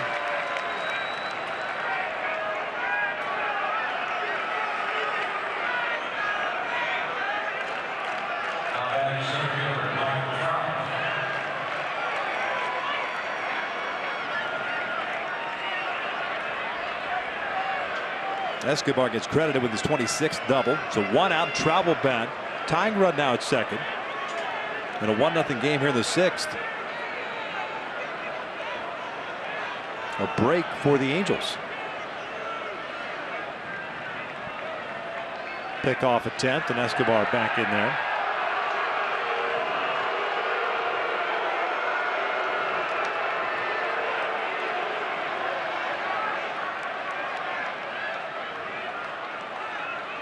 A little bit of delay too for Martin Perez. See if he'll make a mistake early on here against Trout.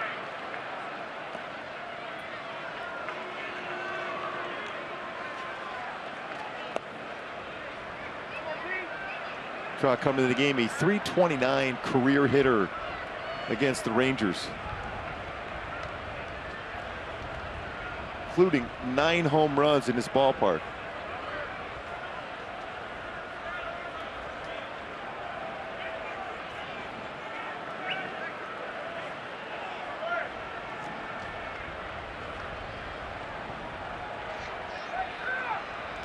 Down and in.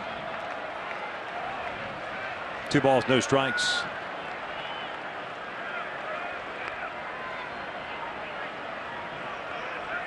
And that's the one thing as a pitcher, you're in a pretty good rhythm. The thing you don't want is to have that timing thrown off for you, where you're just grabbing the baseball, throwing a lot of strikes. Showed how well he was throwing pitches in the strike zone prior to this at bat against Trout.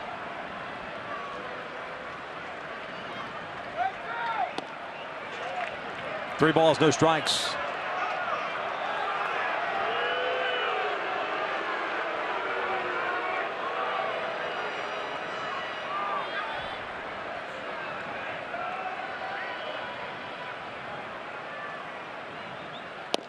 There's a strike, 3-1.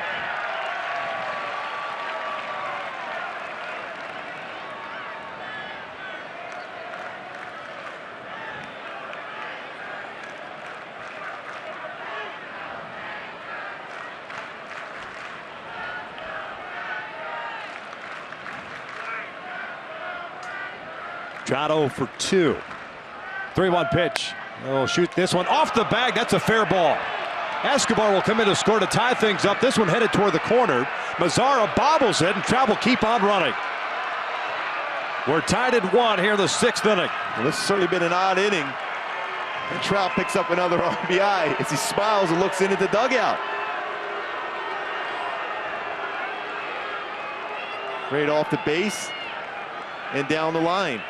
91st RBI as he continues to drive in runs in this ballpark. Right down off the base and down the right field line. Mazzara tries to cut that off, knowing the speed of Trout, unable to do so. Gets away from him, bobbles it.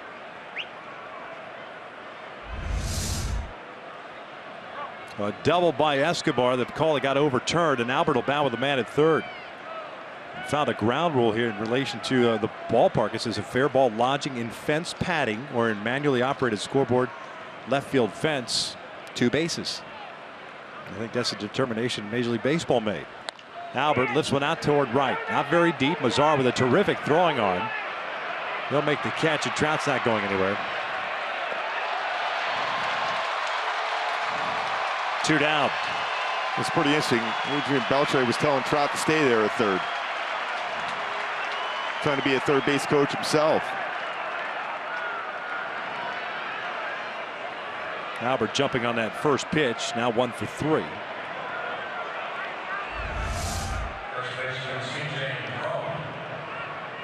Beltre saying, stay there, stay there. Very nice of him. Yeah. I'm like, where are you going? You understand he's got 6 outfield assists in right field, right? So it's up to Crone. He's 0 for 2. A fielder's choice and a strikeout. Trout, by the way, credited with a triple, his 5th.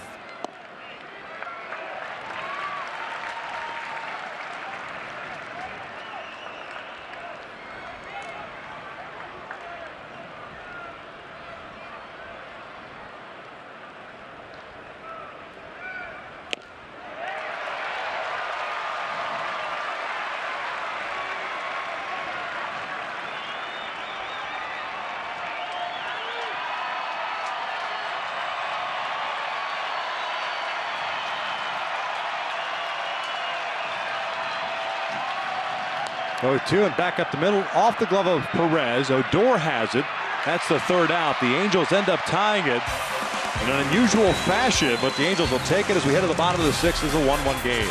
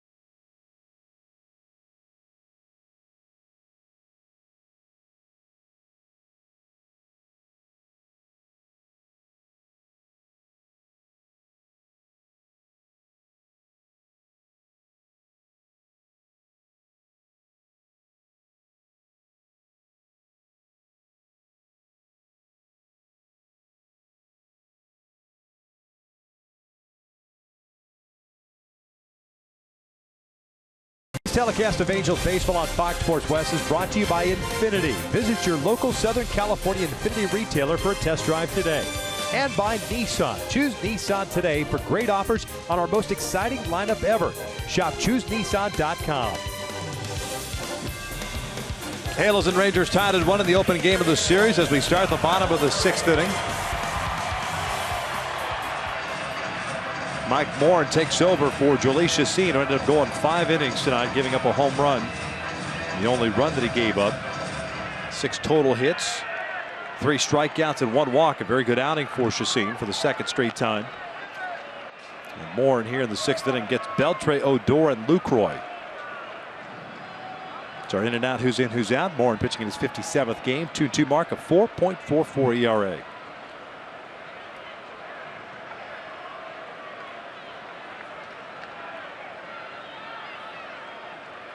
Beltre 1 for 1, a walk and a single.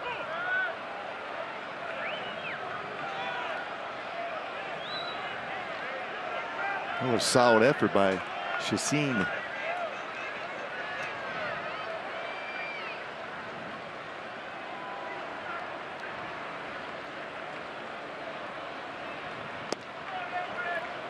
One ball, 1 strike.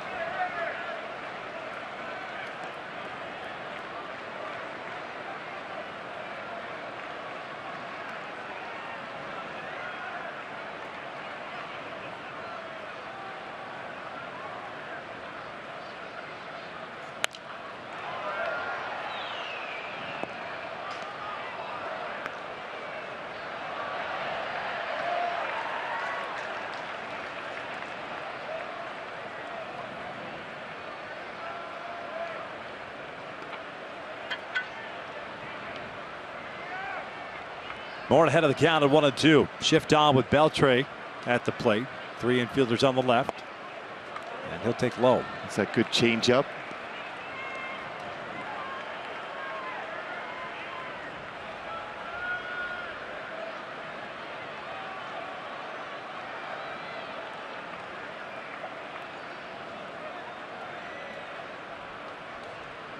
Two now.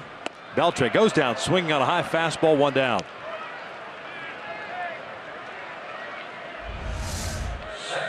Especially after you throw some change-ups and all speed, elevate like that, and Beltre can hit a high pitch very, very well. Unable to catch up to that one from Mike Morin after the pitch before, below the strike zone.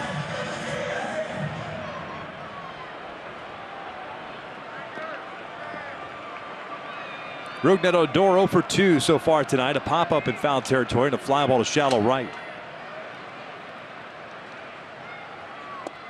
Takes down and away.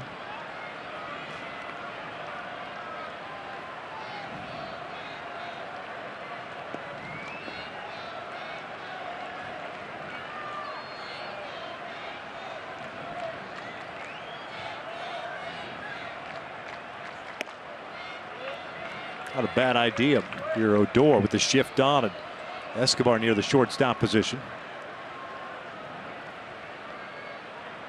2 balls, no strikes. Halos have action in their bullpen continuing. If you're the Angels, you don't mind him trying to bunt, though. You feel that you can field your position and throw him out, especially with the power he possesses.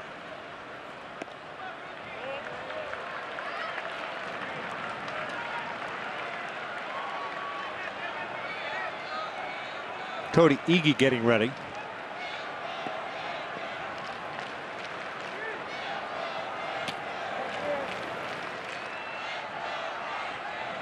.3-0.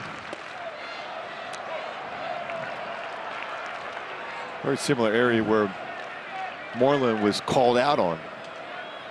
And if you're a pitcher, Kerwin Danley's been calling that outside pitch even a little bit off the outside corner. You got to live there. Especially with a guy like Odor at the plate. Off speed, and that's yanked foul. Full count.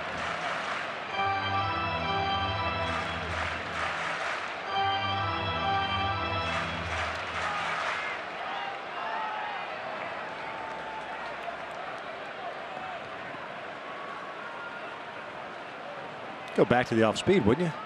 Definitely. After being out in front that much. And a fastball. pretty good location, though. Yeah. That's the only thing you worry about is making a mistake with that fastball, pulling it across, and all of a sudden it's right in his. Yeah, he was a little bit late, but if that got any of the strike zone, that was trouble.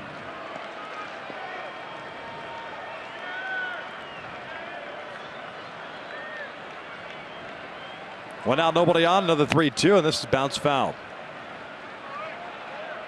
A run, 3 hits, 3 left on for the Angels. A run, 6 hits, 1 error, and 5 left on for Texas.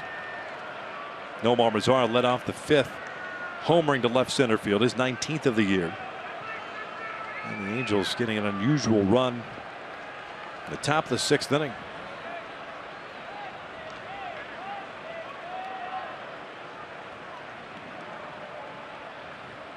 And he walked it nowhere near the zone. Just tried to guide that one a little bit. Man on, and it's Jonathan Lucroy coming up. Hey, get your red on and join us on Sunday, October the 2nd. That is Fan Appreciation Day, also the last game of the season. The Angels will celebrate our fans as we take on the Astros at 12:05. Remember, that's a 12:05 start, the last game of the year. Fans in attendance will have a chance to win great prizes, courtesy of Pechanga Resort Casino, Nexa Tire and Yard House. Just go to angels.com for more details.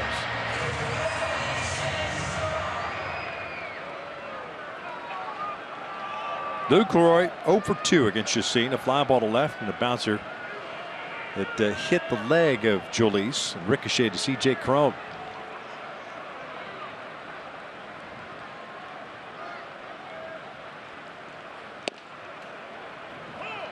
It's been likes to start right-handed batters off with a slider first pitch consistently for Mike Morin.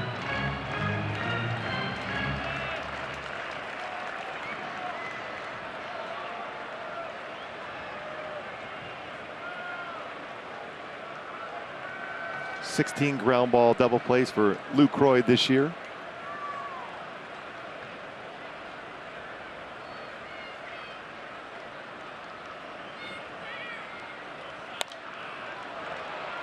Well, Mike Moore did a nice job of holding the baseball. It almost looked like Odor was thinking about going. He held the baseball, it threw off his timing. Best way to stop a running game or slow down a running game is to be able to hold the baseball as a pitcher. 14 stolen bases for Rougned.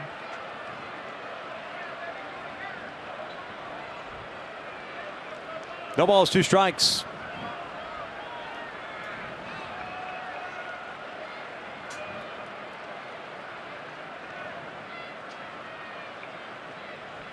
Odor on the move. Lucroy is swinging a miss. A throw down to second. A good one, and they got him at second. Yeah, Mike Scioscia would have asked anyhow because Lucroy went across the plate.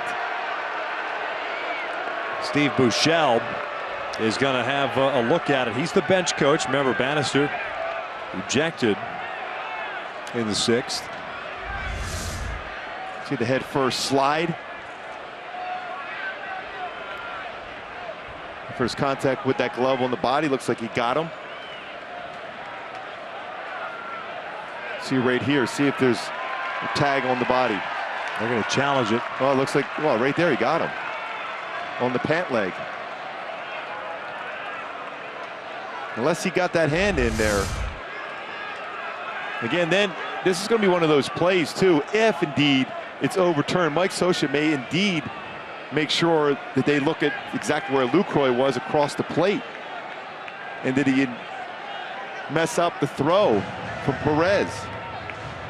Now, wouldn't this be something that Scioscia could tell Joe West now so that they look at the entirety of the play? Yes, or they may be doing that anyhow. Right now it's the 3rd down on a strike him out, throw him out. Question is, did the tag of Petit get there before the hand of Odor? And they're quick with it, that's for sure. And he's out. So See Rangers right are done here. Before the hand in there. Head to the 7th, tied at 1.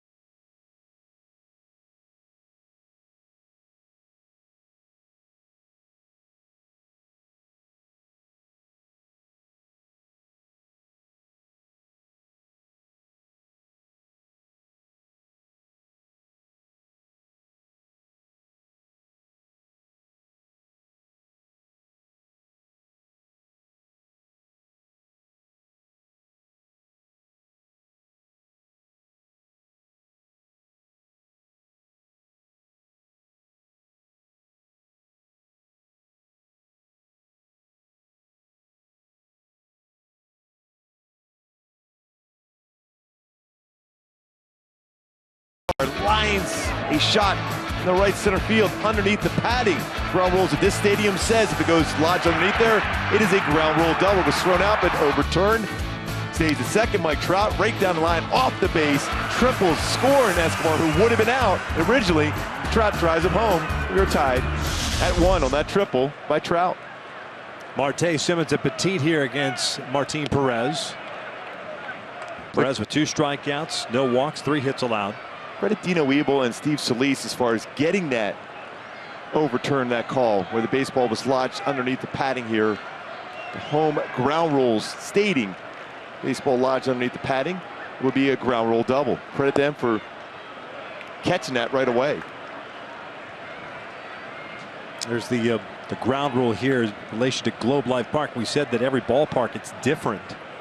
Fair ball lodging in fence padding, and I guess that could be interpreted whether it's the bottom of the fence or between the padding on the wall, like a line drive hitting into the fence. At least that's how Major League Baseball interpreted the rule, because they're the ones that overturned it. That was the double hit by Escobar. He ended up trying to go to third, got thrown out, and that's when the Angels challenged that call. Escobar got credited with a double, then Trout brought him home on a triple that hit the first base bag.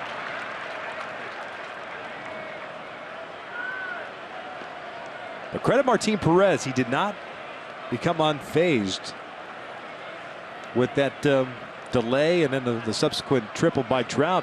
Got Pujols to hit a fly ball to shallow right, and then Crone to ground out. This one flared down the line and a slice foul. Exactly right. That's pretty impressive when you think about it. With Albert with 112 RBI on the season, man on third with 1 out.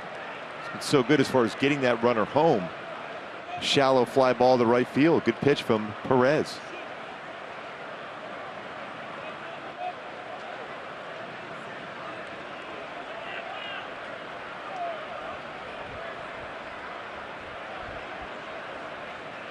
I'd imagine that's a ground rule, by the way, that'll get cleaned up a little bit.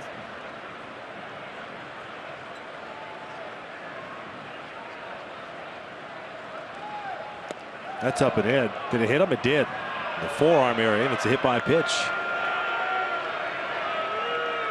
4th batter that Perez has hit this year. One of those setup pitches to go down and away. Fastball up and in. You see they're getting in that forearm area. Right arm.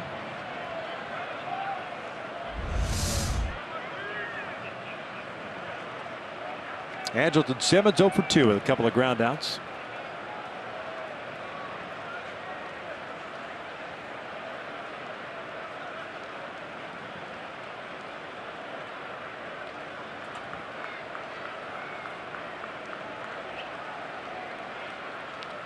My Hyundai key for this game, setting the world on fire so far. Both pitchers, starting pitches through well. Now it's up to the bullpen for the Angels, but it's up now also for the offense to put together a big inning against Perez.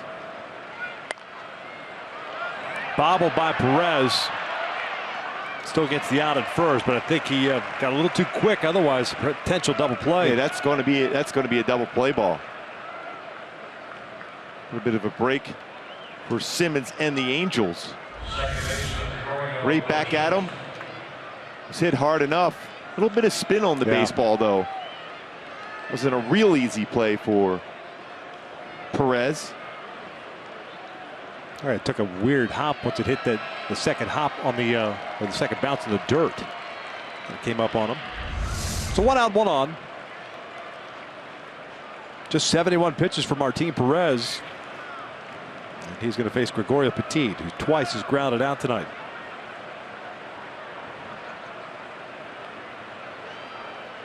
Starting second baseman.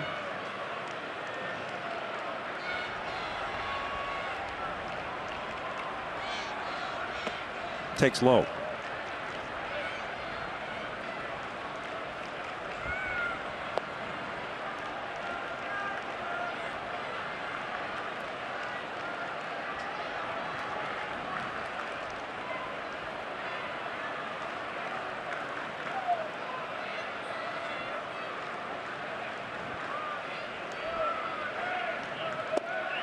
Two balls, no strikes. tight season series between these two teams. 8-8. Texas last go around at the Big A, taking 2 of 3. Well, it's been a while since we've been back down here. It felt like it wasn't that long ago, but well, was it in May? Steve Roussel, acting manager. Yeah, the Rangers have played 500 baseball against Oakland and the Angels combined. They've dominated the Houston Astros.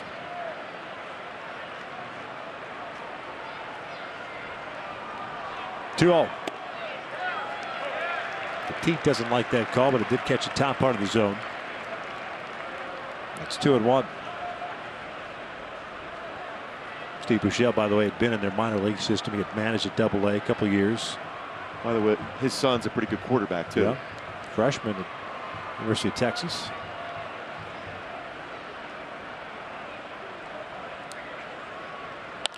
This was lifted out to left. Gomez makes the catch. Marte will stay at second. 2 down. Yeah, there's some pretty good arms in the outfield. You don't want to take that chance. Gomez has a good throwing arm himself left. So 2 outs and Carlos Perez coming up with Marte at second. 75 pitches on 56 strikes. It's 19 of them out of the strike zone for Martin Perez. Guy with 72 walks in 182 innings coming into the game. One last note on Shane Buechele. I would imagine his uncle Eric taking all the credit for his quarterback prowess. Eric, a quarterback at Fresno State. He was an Angel farmhand for like 30 seconds. The Angels drafted him in 1990. He was a teammate of mine, not Steve, but Eric. They tried to make him into a catcher. I'll never forget the first workout. He's like, dude, I have no idea what I'm doing here. I haven't played baseball since Little League. But because he had a good arm, it just didn't work out for him. It's amazing how do you put the catcher's gear on? He wanted me to help him. I can throw something, but I don't know about catching it. Oh, great family.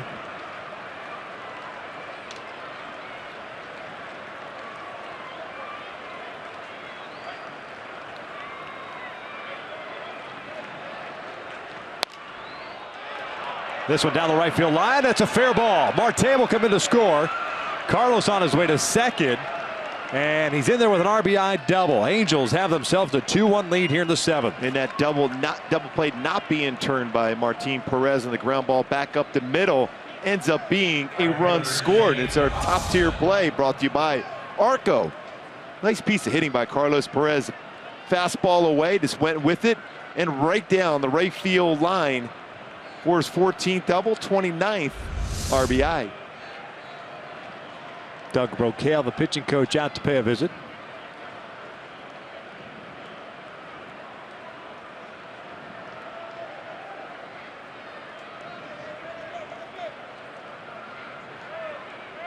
Hit by pitch to start this 7th inning.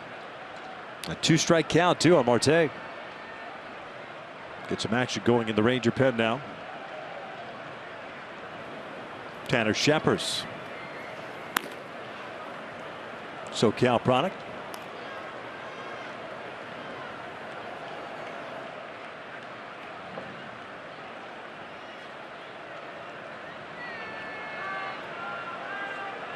.77 pitches through 6 2/3 so far. 2-1 Halos here in the 7th. Pretty solid effort. No walks, 2 punch outs.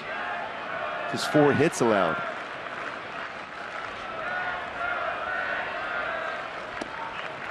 Shane Robinson, a fly ball to right and a ground ball to short.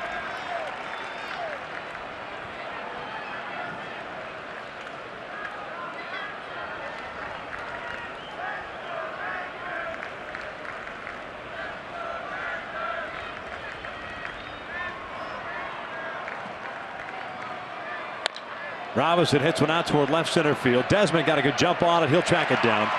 And that's the 3rd out. But the Angels take their first lead of the night. The RBI double by Carlos Perez makes it 2-1.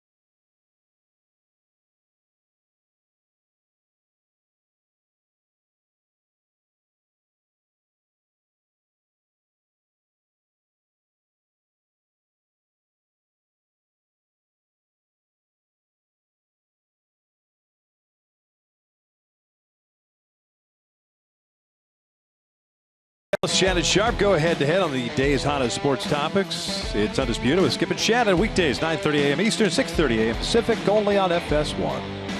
2-1 Halos, bottom of the 7th. Cody Ege takes over on the mound for Mike Morin, who went 1 inning, struck out 2, and walked a man. Ege pitching in his 9th game, no record, 5 innings, 1 earned run. And he's facing the team that originally drafted him, the Texas Rangers. Did so out of the University of Louisville, the 15th round in 2013. New left fielder, by the way, it's Rafael Ortega taking over for Jeffrey Marte.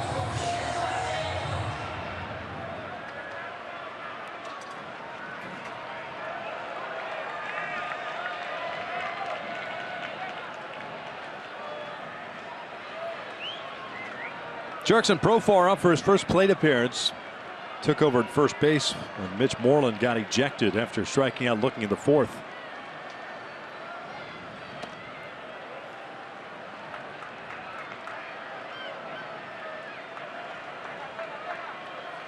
Ege never made it to the big leagues with Texas. Got traded last year with Tomas Telis in exchange for Sam Dyson. And the Angels picking him up off waivers from the Marlins on August the 12th. Ege going fastball in just off the outside part of the plate. Spots that one down to even up the count. Good sweeping slider and changeup. Profar switch hitter. A .245 batting average through 83 games. 200 from the right side, 262 from the left. Profar, Mazzara, and Andrews. That's good off speed. Good changeup. Good arm action on that one.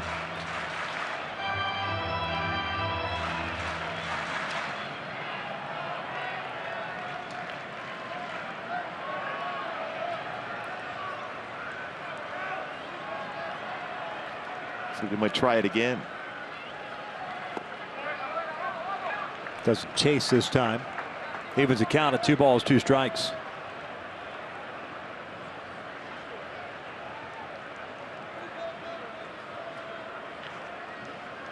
Couple of West Coast games involving the American League West. Seattle hosting Toronto, scoreless in the 1st. Oakland hosting Houston, also scoreless in the 1st. Just underway on both of those as Ege has taken the count to full here on the leadoff man.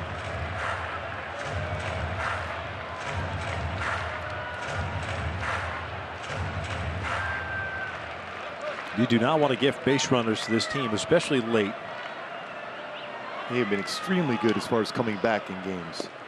That's a called strike 3, inside part of the plate. Profar goes down looking, 1 out. And that's been the part of the plate. It's been called consistently throughout the night by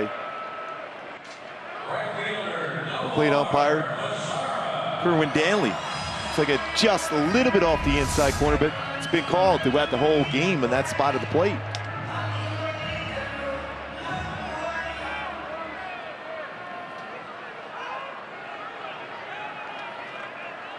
There's Nomar Mazara.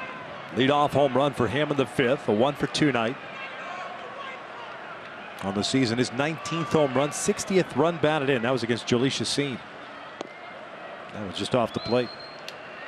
It's the 4th home run Mazara has hit against the Angels this season.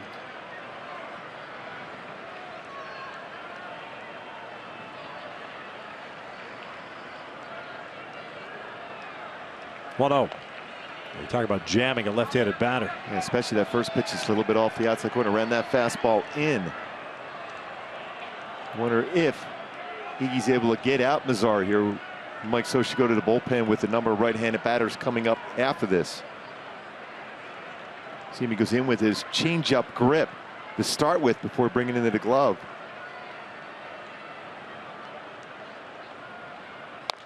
This is hit towards second. Petit's got it. 2 down.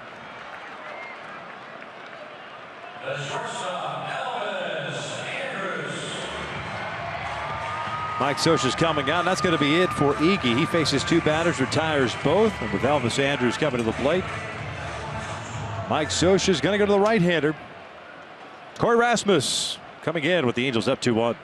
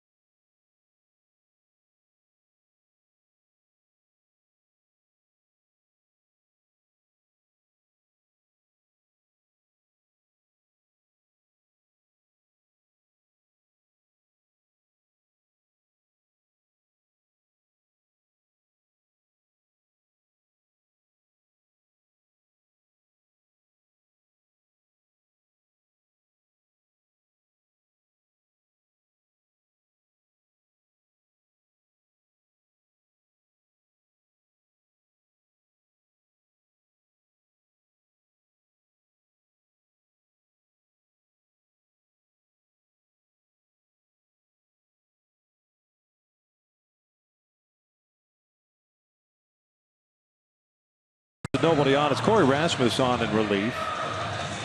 Corey just fresh off the disabled list. Pitching in his 17th game this season. Just his 3rd appearance since coming off the DL. He's going to face Elvis Andrus.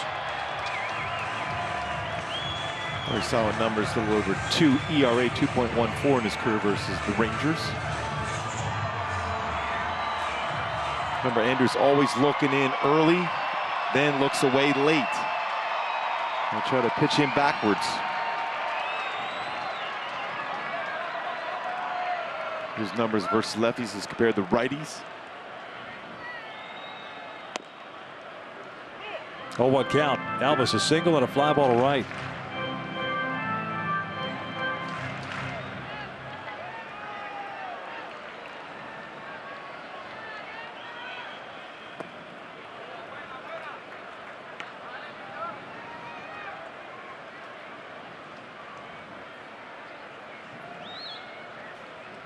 He did a nice job today, 2/3 of an inning, 1 punch out.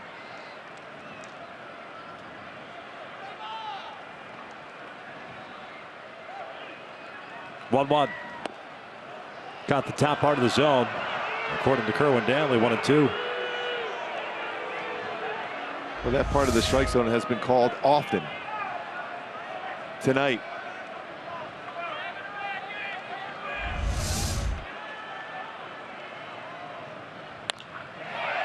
Out towards center field, hit well. Trout racing back at the wall. That's gone. Elvis Andrus has homered off of Corey Rasmus, and it ties this game up at 2. Boy, look, exactly what we said. He looks away late. Got a fastball away. And went with the pitch and hits it out to center field. A good carry in this ballpark. 6th home run of the season for Andrus, 64th run batted in.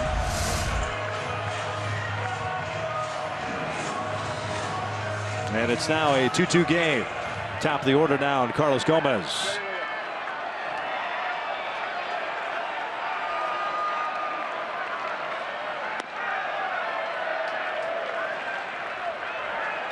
Gomez tonight 1 for 3 with a single in the 5th.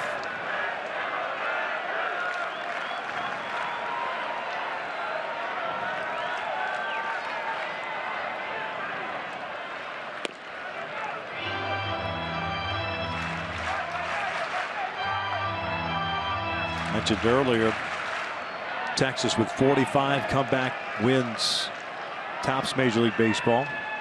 34 victories in 1-run games. This one's bunted foul. They're 34-10 in 1-run games. Also tops in baseball. When Andrus, great career numbers against the Angels. 309 career batting average against the Angels. Got that big home run to center field. That's at 541 career at bats coming into the game tonight. 2 balls, 2 strikes. And Desmond on deck. Halos in the 8th have the top of their order coming up, and Escobar, Trout, and Pujols. There's action going in the Ranger pen. You may have seen the last of Martin Perez. 2-2. Lays off, full count. Matt Bush getting ready.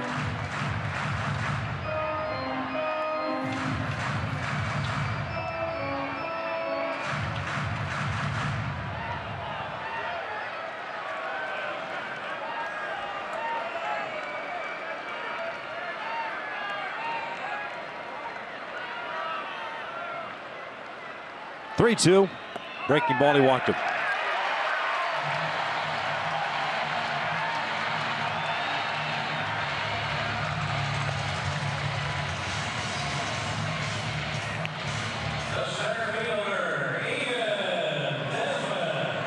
Gomez with good speed himself as a stolen base threat.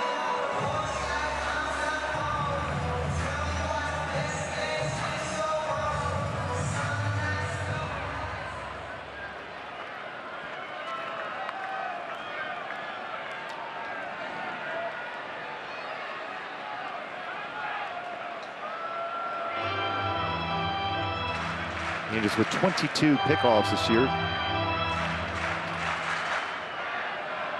Tops in baseball in that category.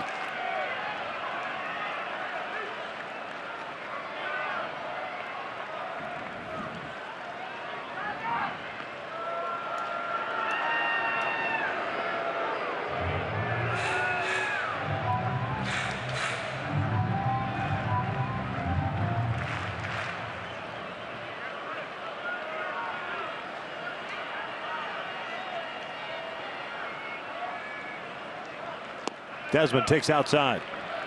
2 for 3 night. A couple of singles and a fly ball to center.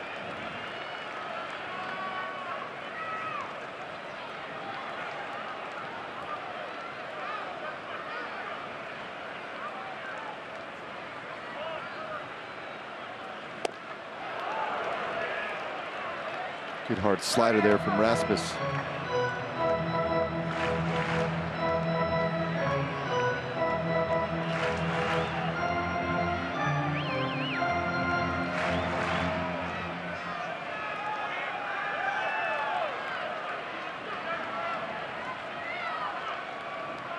Here's the 1-1. Gomez on the move. The pitch upstairs. A throw to second, and it's not in time. A stolen base. Sersha will have Dino called down.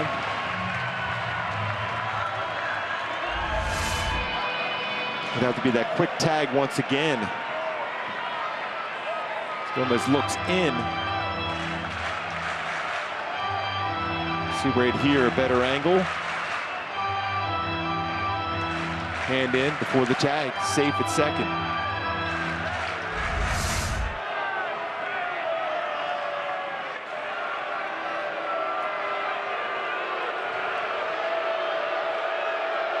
This is taking a while.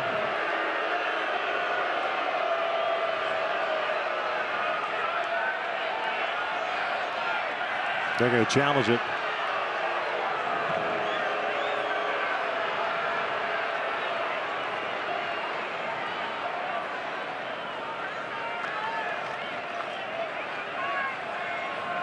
Kerwin Downley, the home plate umpire. Joe West, the crew chief.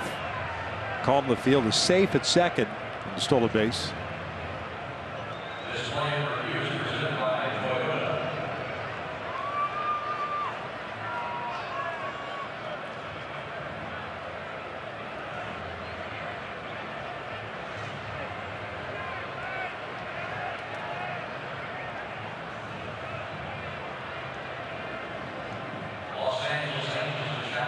I'm not sure they're going to overturn that. Be pretty tough to.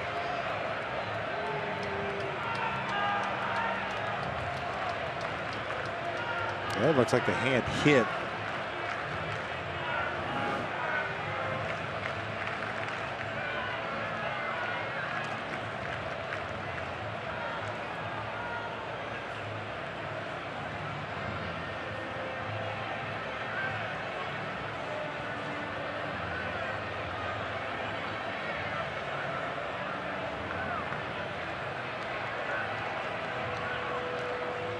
That is so close. Yeah.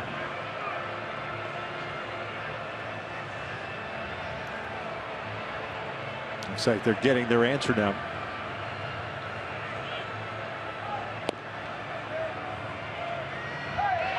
So the Angels and the Rangers both out of challenges. It's the stolen base for Gomez with 2 outs. The call stands.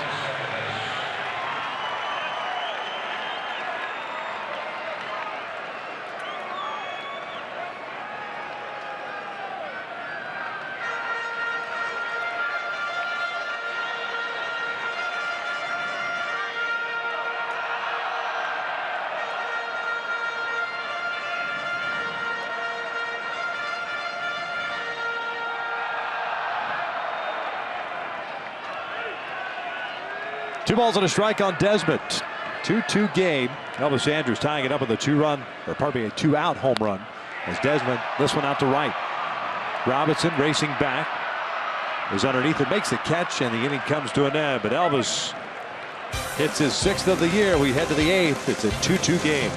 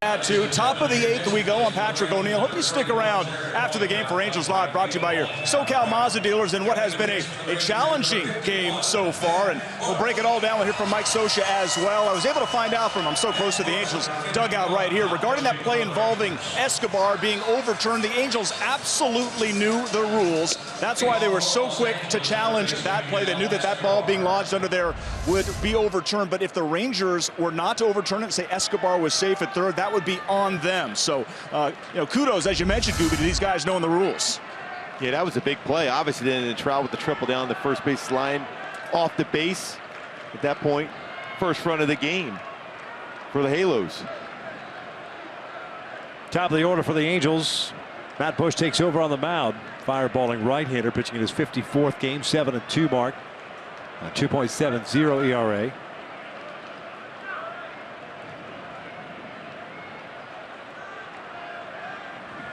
Escobar 1 for 3. A double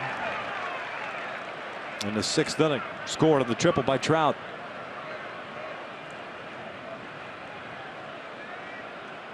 Double for Unell, his 26th.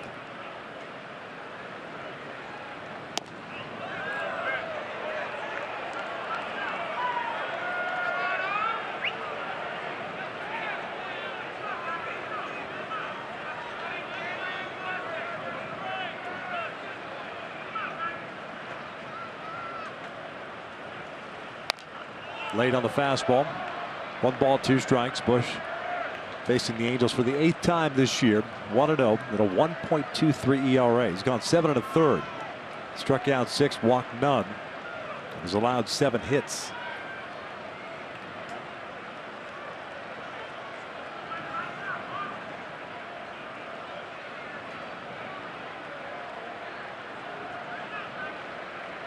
One-two pitch. Now shoots it down the line, slicing out of play.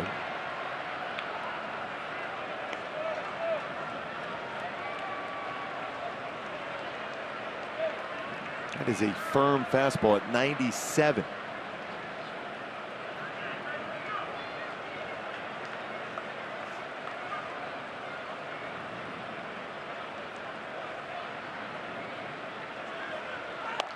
Little dribbler toward third. Beltre comes in on it. 1 down.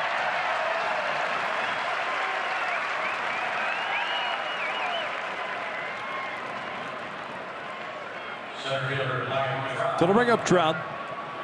1 for 3 with that triple in the 6th inning. 5th of the year. Picked up his 91st run batted in.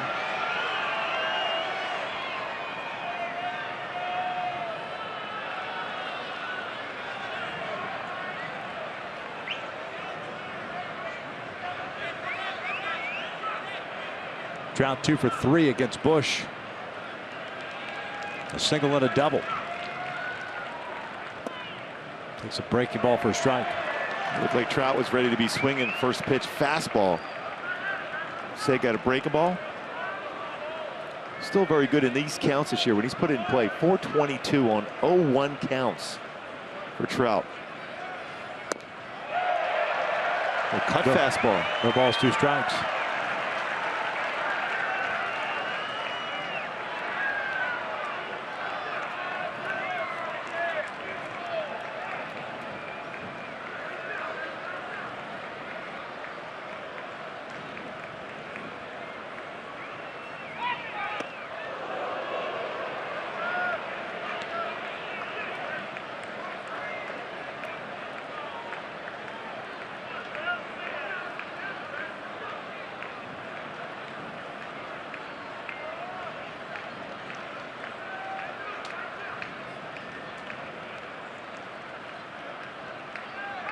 One, two, foul back.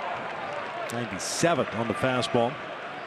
Middle part of the plate, upper part of the strike zone.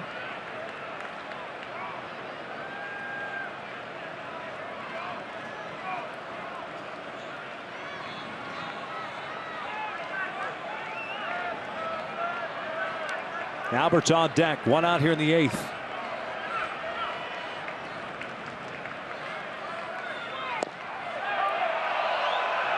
Two balls, 2 strikes. Fans are a little upset because that pitch has been called a lot, but that was well off the inside corner.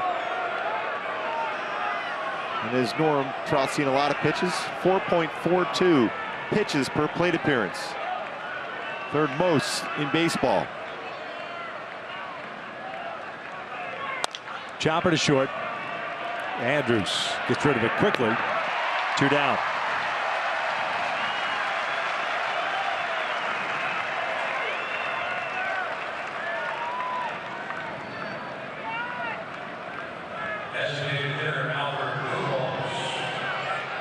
So here's Pujols.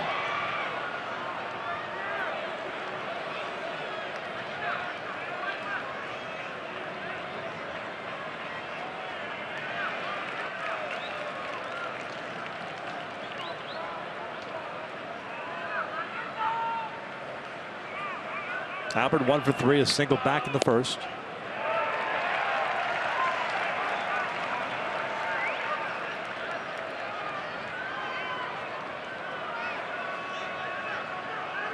Couple of fly balls to the outfield since.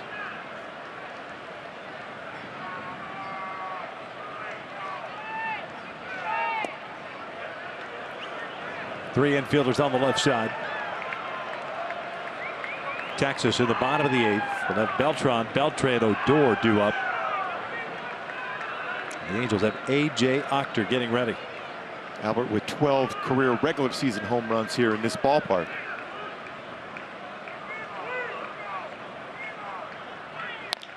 Gets jammed and bounces this one to Odor. Halos down in order. We head to the bottom of the 8th, tied at 2.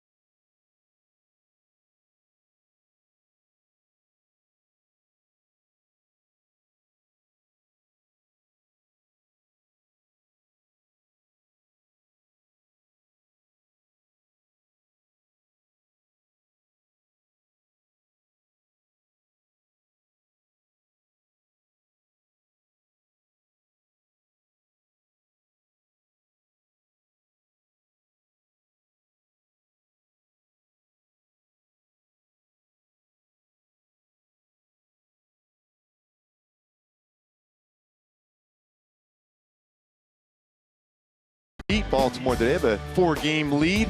Cleveland comfortable lead over the Tigers.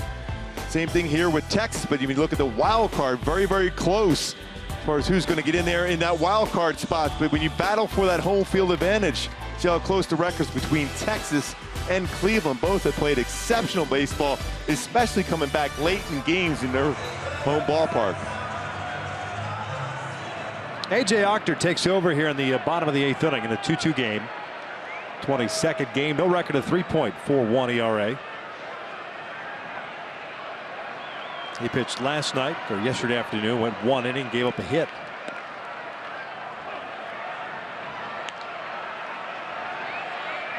Three, 4, 5 for Texas. Carlos Beltran is 0 for 3. As it's starting to rain here.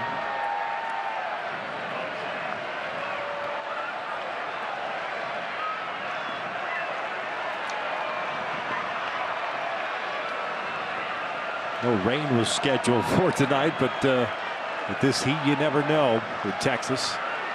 It's a pretty heavy rain right now, too. Yeah.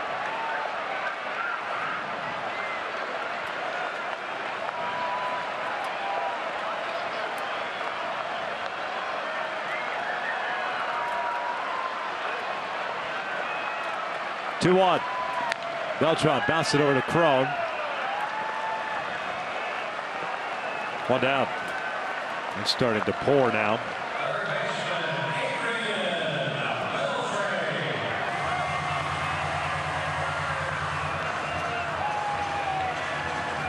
Out of nowhere. Yeah, we've been looking at this, especially with it as hot as it was and humid here. No rain at all in the forecast. There's Beltre, 1 for 2 with a walk. That time's called, and it looks like they're going to pull tarp. And so we will be in a delay here. Just as they do, it looks like it's starting to slow down a little bit.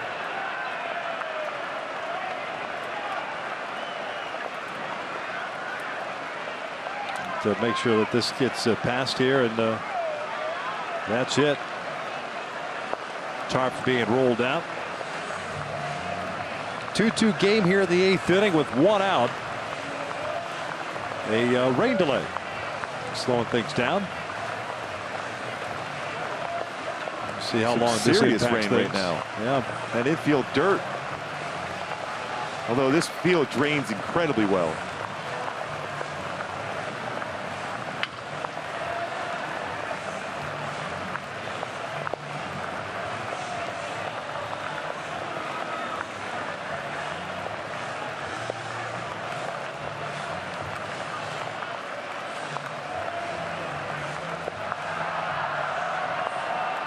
having troubles with the tarp.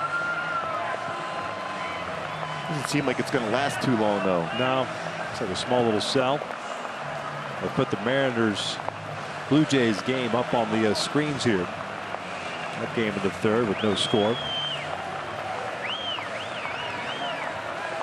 So we have ourselves an official delay. A 2-2 game with 1 out here in the 8th. For now, enjoy this edition of Angels Weekly. We'll continue to get you updated.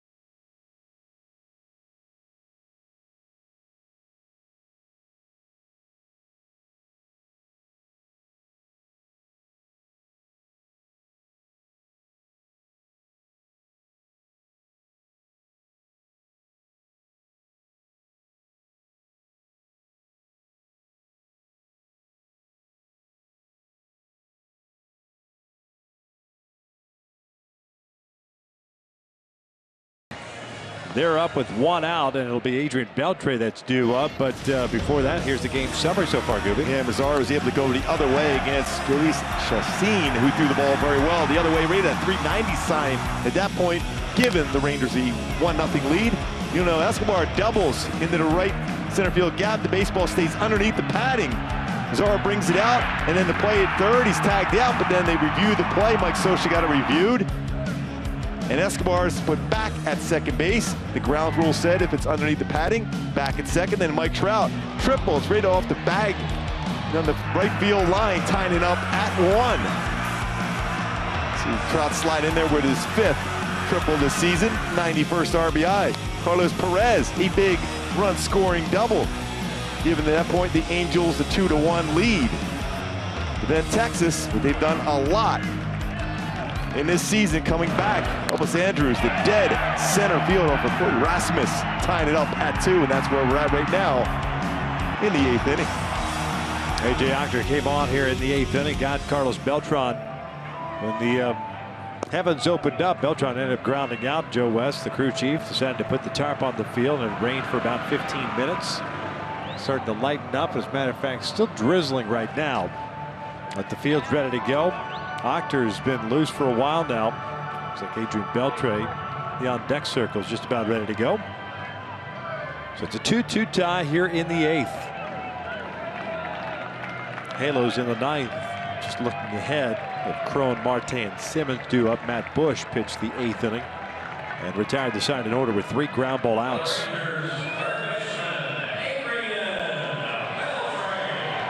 Beltre tonight, 1 for 2, a walk and a single. Struck out his last time up. That was against Mike Moore.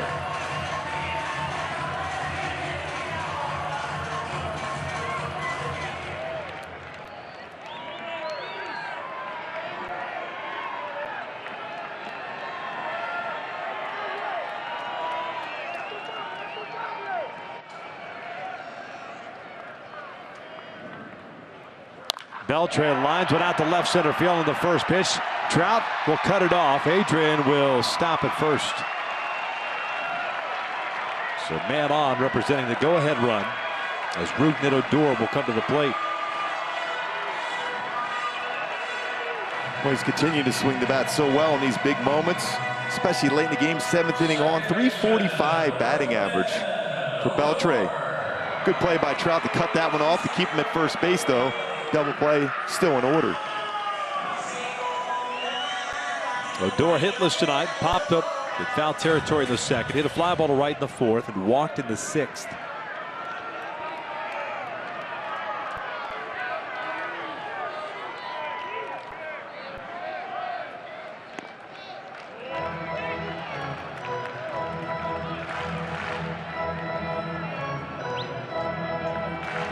Slowly but surely, those that remain in attendance here trickling back down to their seats.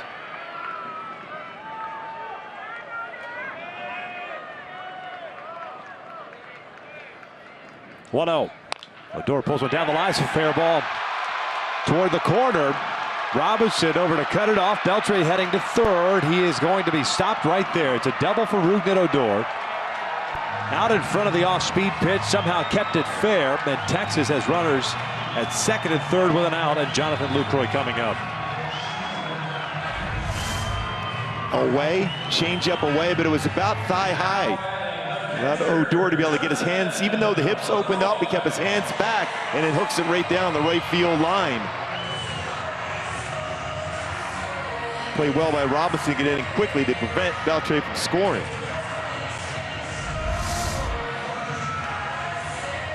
Mike Scioscia's coming out here.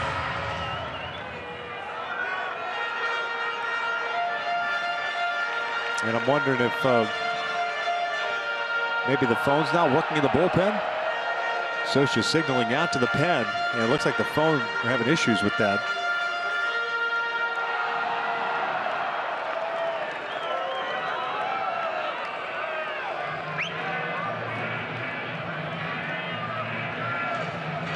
Well, if he's pointing to the lefty, isn't that Alvarez, right? There's only 2 lefties. Yes. Iggy's already pitched. Yes. Yeah, by default, Jose Alvarez go ahead and start loosening up. Nobody's moving out there. So they're not understanding what's going on. And right now, Tommy Gregorio and Scott Radinsky are looking in. Phone not working. Radinsky going over to see. Mike Scioscia wants to at least have the umpire run out there to say, someone get up. Yeah, Greg Gibson, third base umpire's heading out there. Phone's not working. Clearly, that's what Scioscia wants, is to get Alvarez going. No. And now Alvarez is coming into the game. Now we'll head back. No, actually, go get loose. I'm telling you, you got to go with the college football, the cards on the sidelines. Delino DeShields is the pinch runner at third base for Adrian Beltre.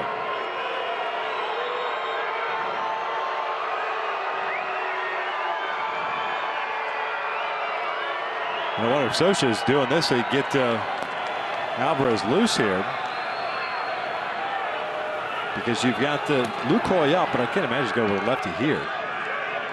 Steve Buechele is going to come out and get an explanation here of what's going on. Clearly the bullpen phone not working for the Angels.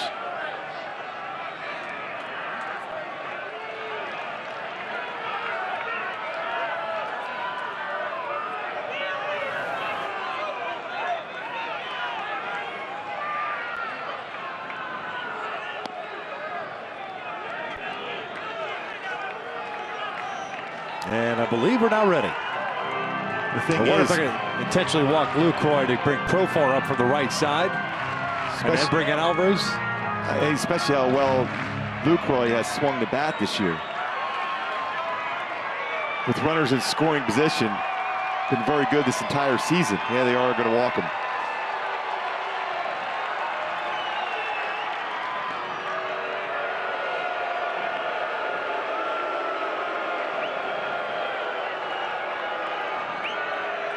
The one thing that it opens yourself up to here is that Profar can handle the bat well. You got terrific speed into Shields with one out. Wouldn't surprise me if the Rangers tried to bring home a run via bunt. And keep in mind that infield grass will probably be pretty wet too, so the footing is not going to be real good. Whether it's on the baseball being wet or the traction on your feet as you come in on a potential suicide squeeze. Although it's a much easier play on a force out at home if they try that. Well, Scioscia is still in the dugout. Profar is the batter.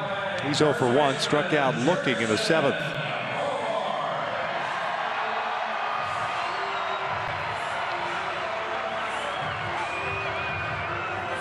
That's more of a delay tactic once again, and Mike Scioscia looks like he is indeed going to go down to the bullpen. Again, this all a problem because the bullpen phone not working. So Alvarez, who got loose in a hurry, is coming on into this ball game with one out, and the bases loaded. It's a 2-2 game.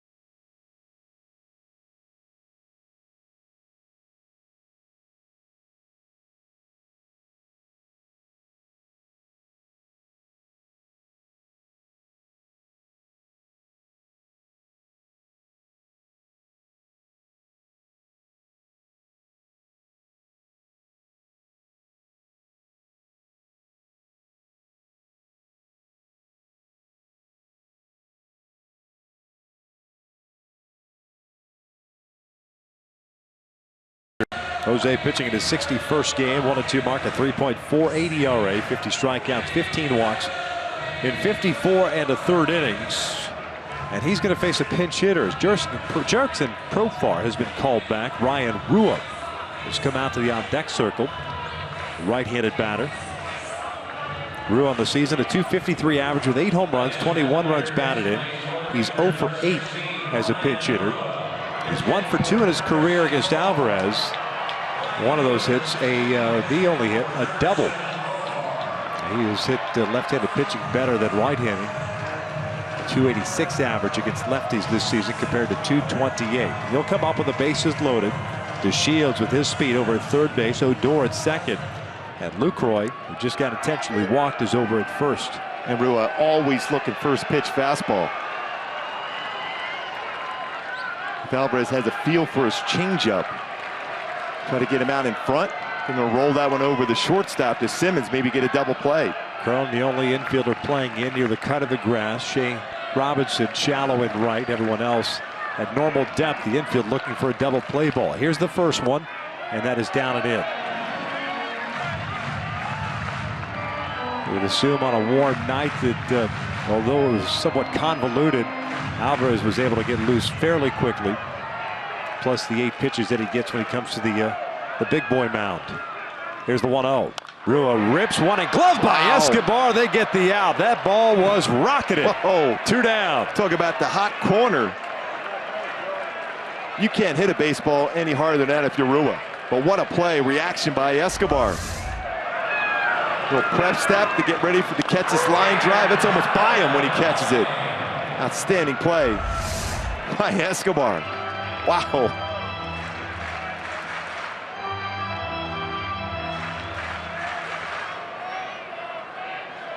Jared Hoying pinch hitting here for Nomar Mazara.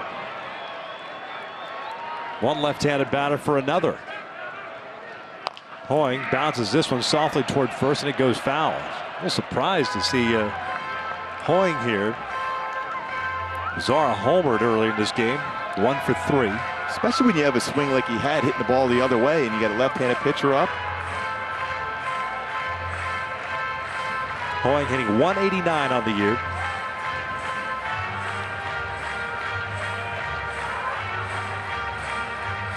Mazara 241 against left-handers.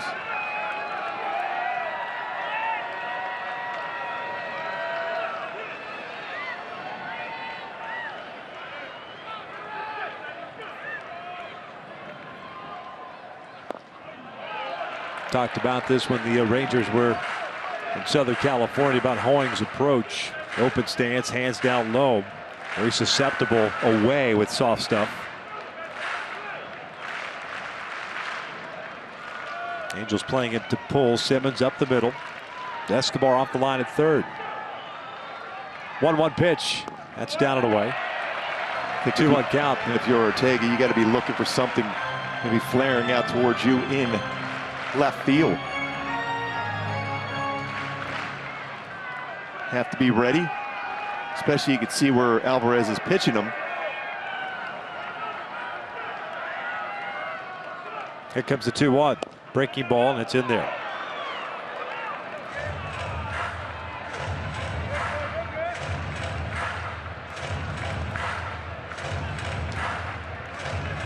Count evened up.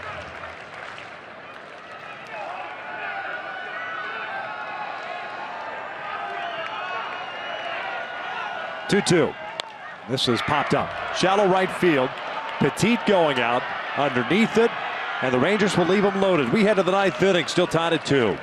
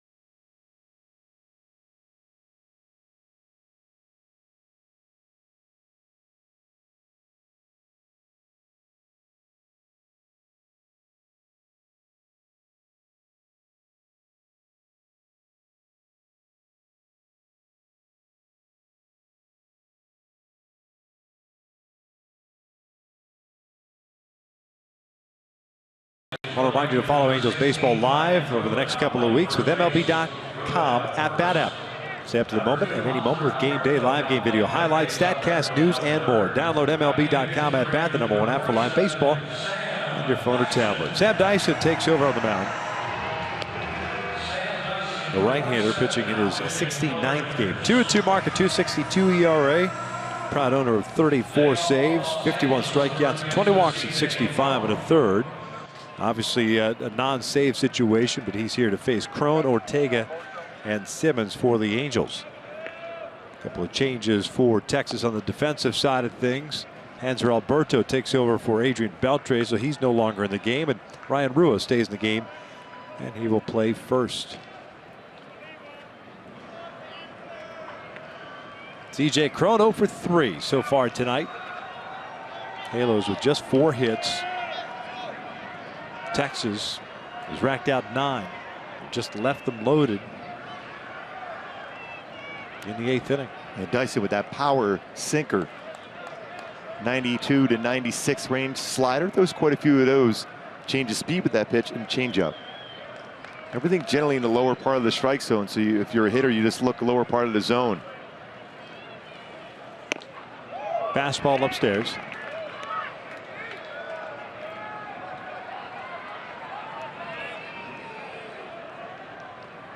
TJ 2 for 6 in his career against Dyson.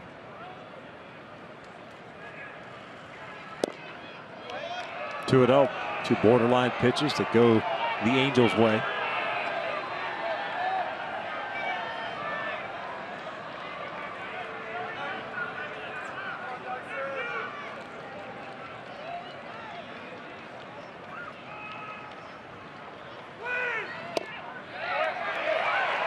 Two and 1.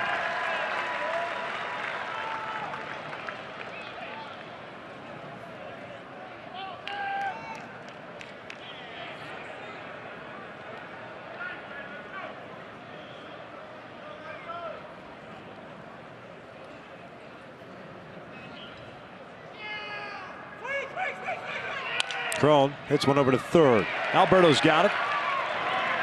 One down. It's a pretty good indication of how much that fastball moves in a fastball count. C.J. Cron gets one, but then that fastball runs in on him, jammed him.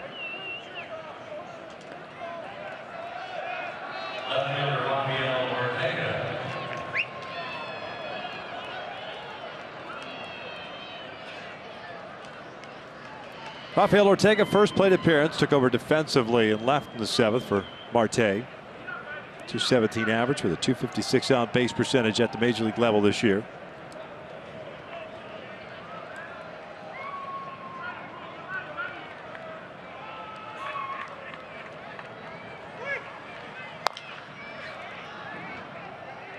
That sinker down and away that Ortega trying to pull.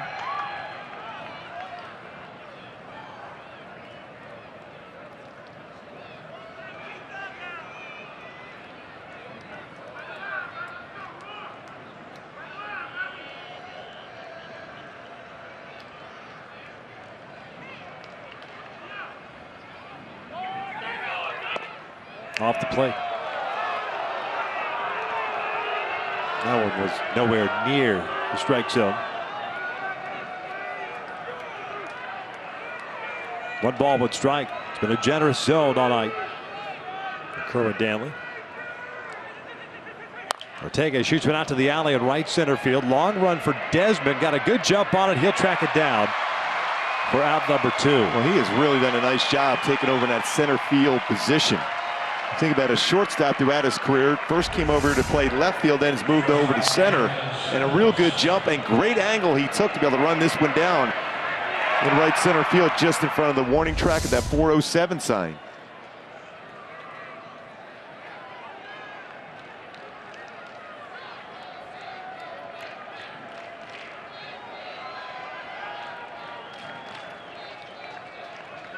Here's Andrelton, 0 for 3 with 3 ground downs tonight.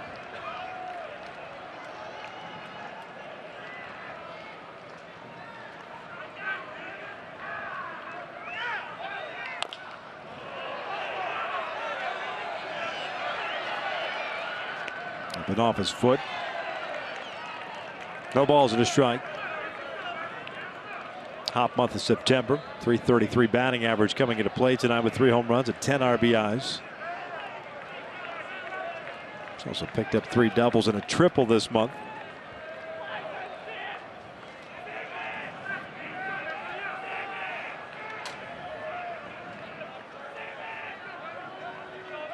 No 1. Ground ball, base hit through the left side. 2-out single for Andrelton. That fastball just elevated enough where Simmons able to keep his hands inside and drive that in the hole between short and third. That toe tap, the 2 of them down, is above the belt. Nice job as far as getting that barrel of the bat on the baseball.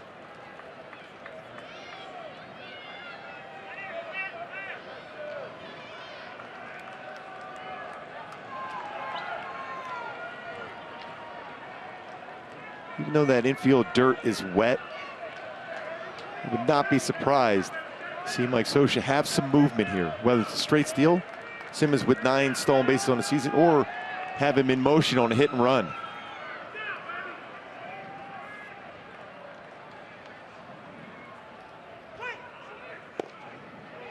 Especially for a guy that is a sinker ball pitcher, you have a real good chance of putting the ball on the ground. A lot of room on that right side of the infield. Gregorio for 3 tonight. 2 ground outs and a fly ball to left. Tied at 2 here in the top of the 9th. It'll dribble up the first base line. Dyson has to hurry. Flips it, and Rua gloves it somehow, and they get the out. That is one heck of a play. He almost... That was pretty fortunate enough to be able to catch that one. Scioscia's going to look at it, but the Angels are out of challenges, aren't they? He's all right with it anyhow. Yeah, no challenge whatsoever. That's not an easy play. You don't even really see the baseball. You're just throwing your glove out in an area. And he catches it. Wow, under the arm of Petit. We'll head to the bottom of the 9th inning.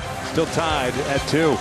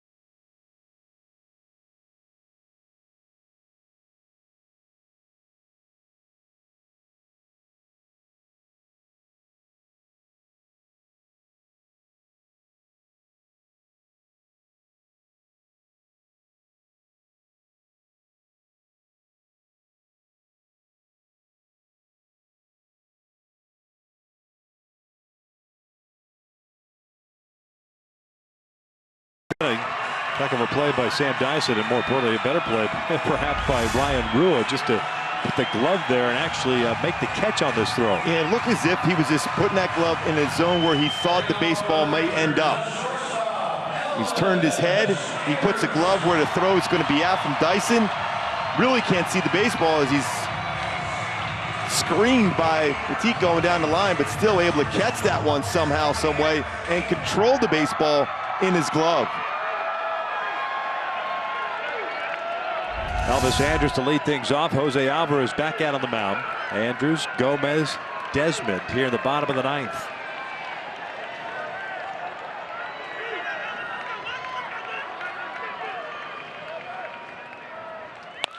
Pulled past Escobar, and it's a leadoff single for the Rangers shortstop. He will stop right there as Ortega gets the baseball in quickly. A 3-for-4 game for Elvis. And we'll bring up Carlos Gomez, and you know that there's a little action going to happen here. Well, Escobar has to play in because Andrus will drag bunt or push bunt, so he's forced in, and because of that, that baseball hit hard is by him quickly in the left field for a single. And Andrus continues to put up big numbers against the Angels in his career. 10th of the night for Texas. 22 stolen bases on the season. Team leader for the Rangers. Gomez looks at a strike.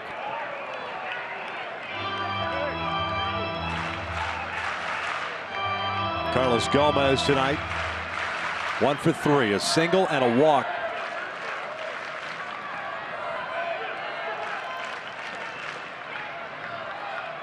A bunt on the third base side. Alvarez will glove it. Hurry throw, and not in time. An infield base hit.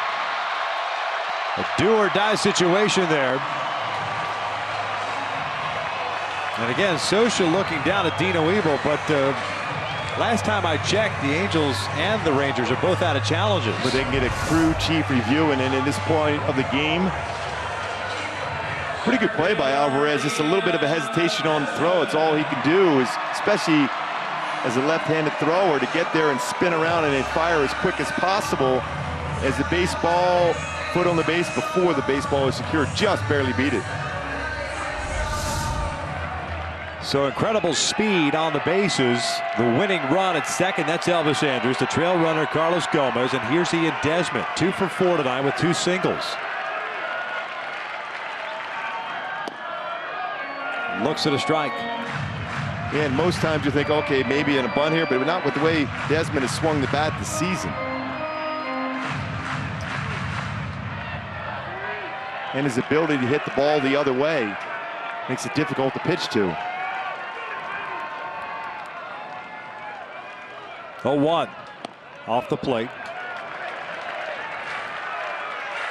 Got the switch hitting DH and Carlos Beltran on deck.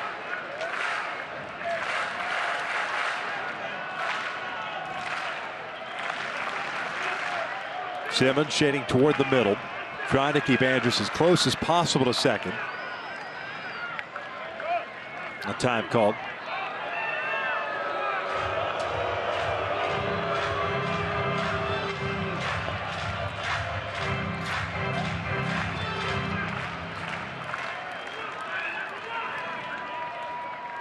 One.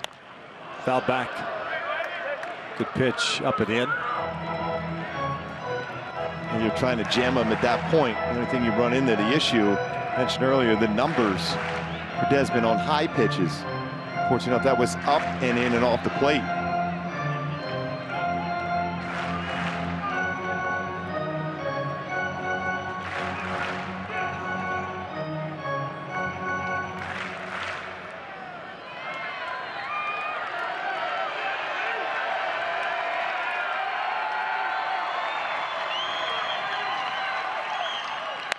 A little flare out to right field. It's going to be a base hit. Elvis is going to be waved in. The throw from Shane Robinson nowhere near the plate, and Texas has walked off on the Angels. Yet another one-run victory. It's 3-2 tonight. And another base hit going the other way for Desmond, who's meant so much to this club for Texas. Stay back on it well, lines it in the right field. Trying to go back inside, it drifts out up. Again, high pitch against him, not where you want to go. Robinson tried to charge that as quick as possible with the high throw, especially with Andrus going. And another one-run victory, 35th of the season. No hesitation whatsoever as Ian Desmond picks up the win for the Texas Rangers. 3-2 the final. Dyson the winner. Jose Alvarez takes the loss.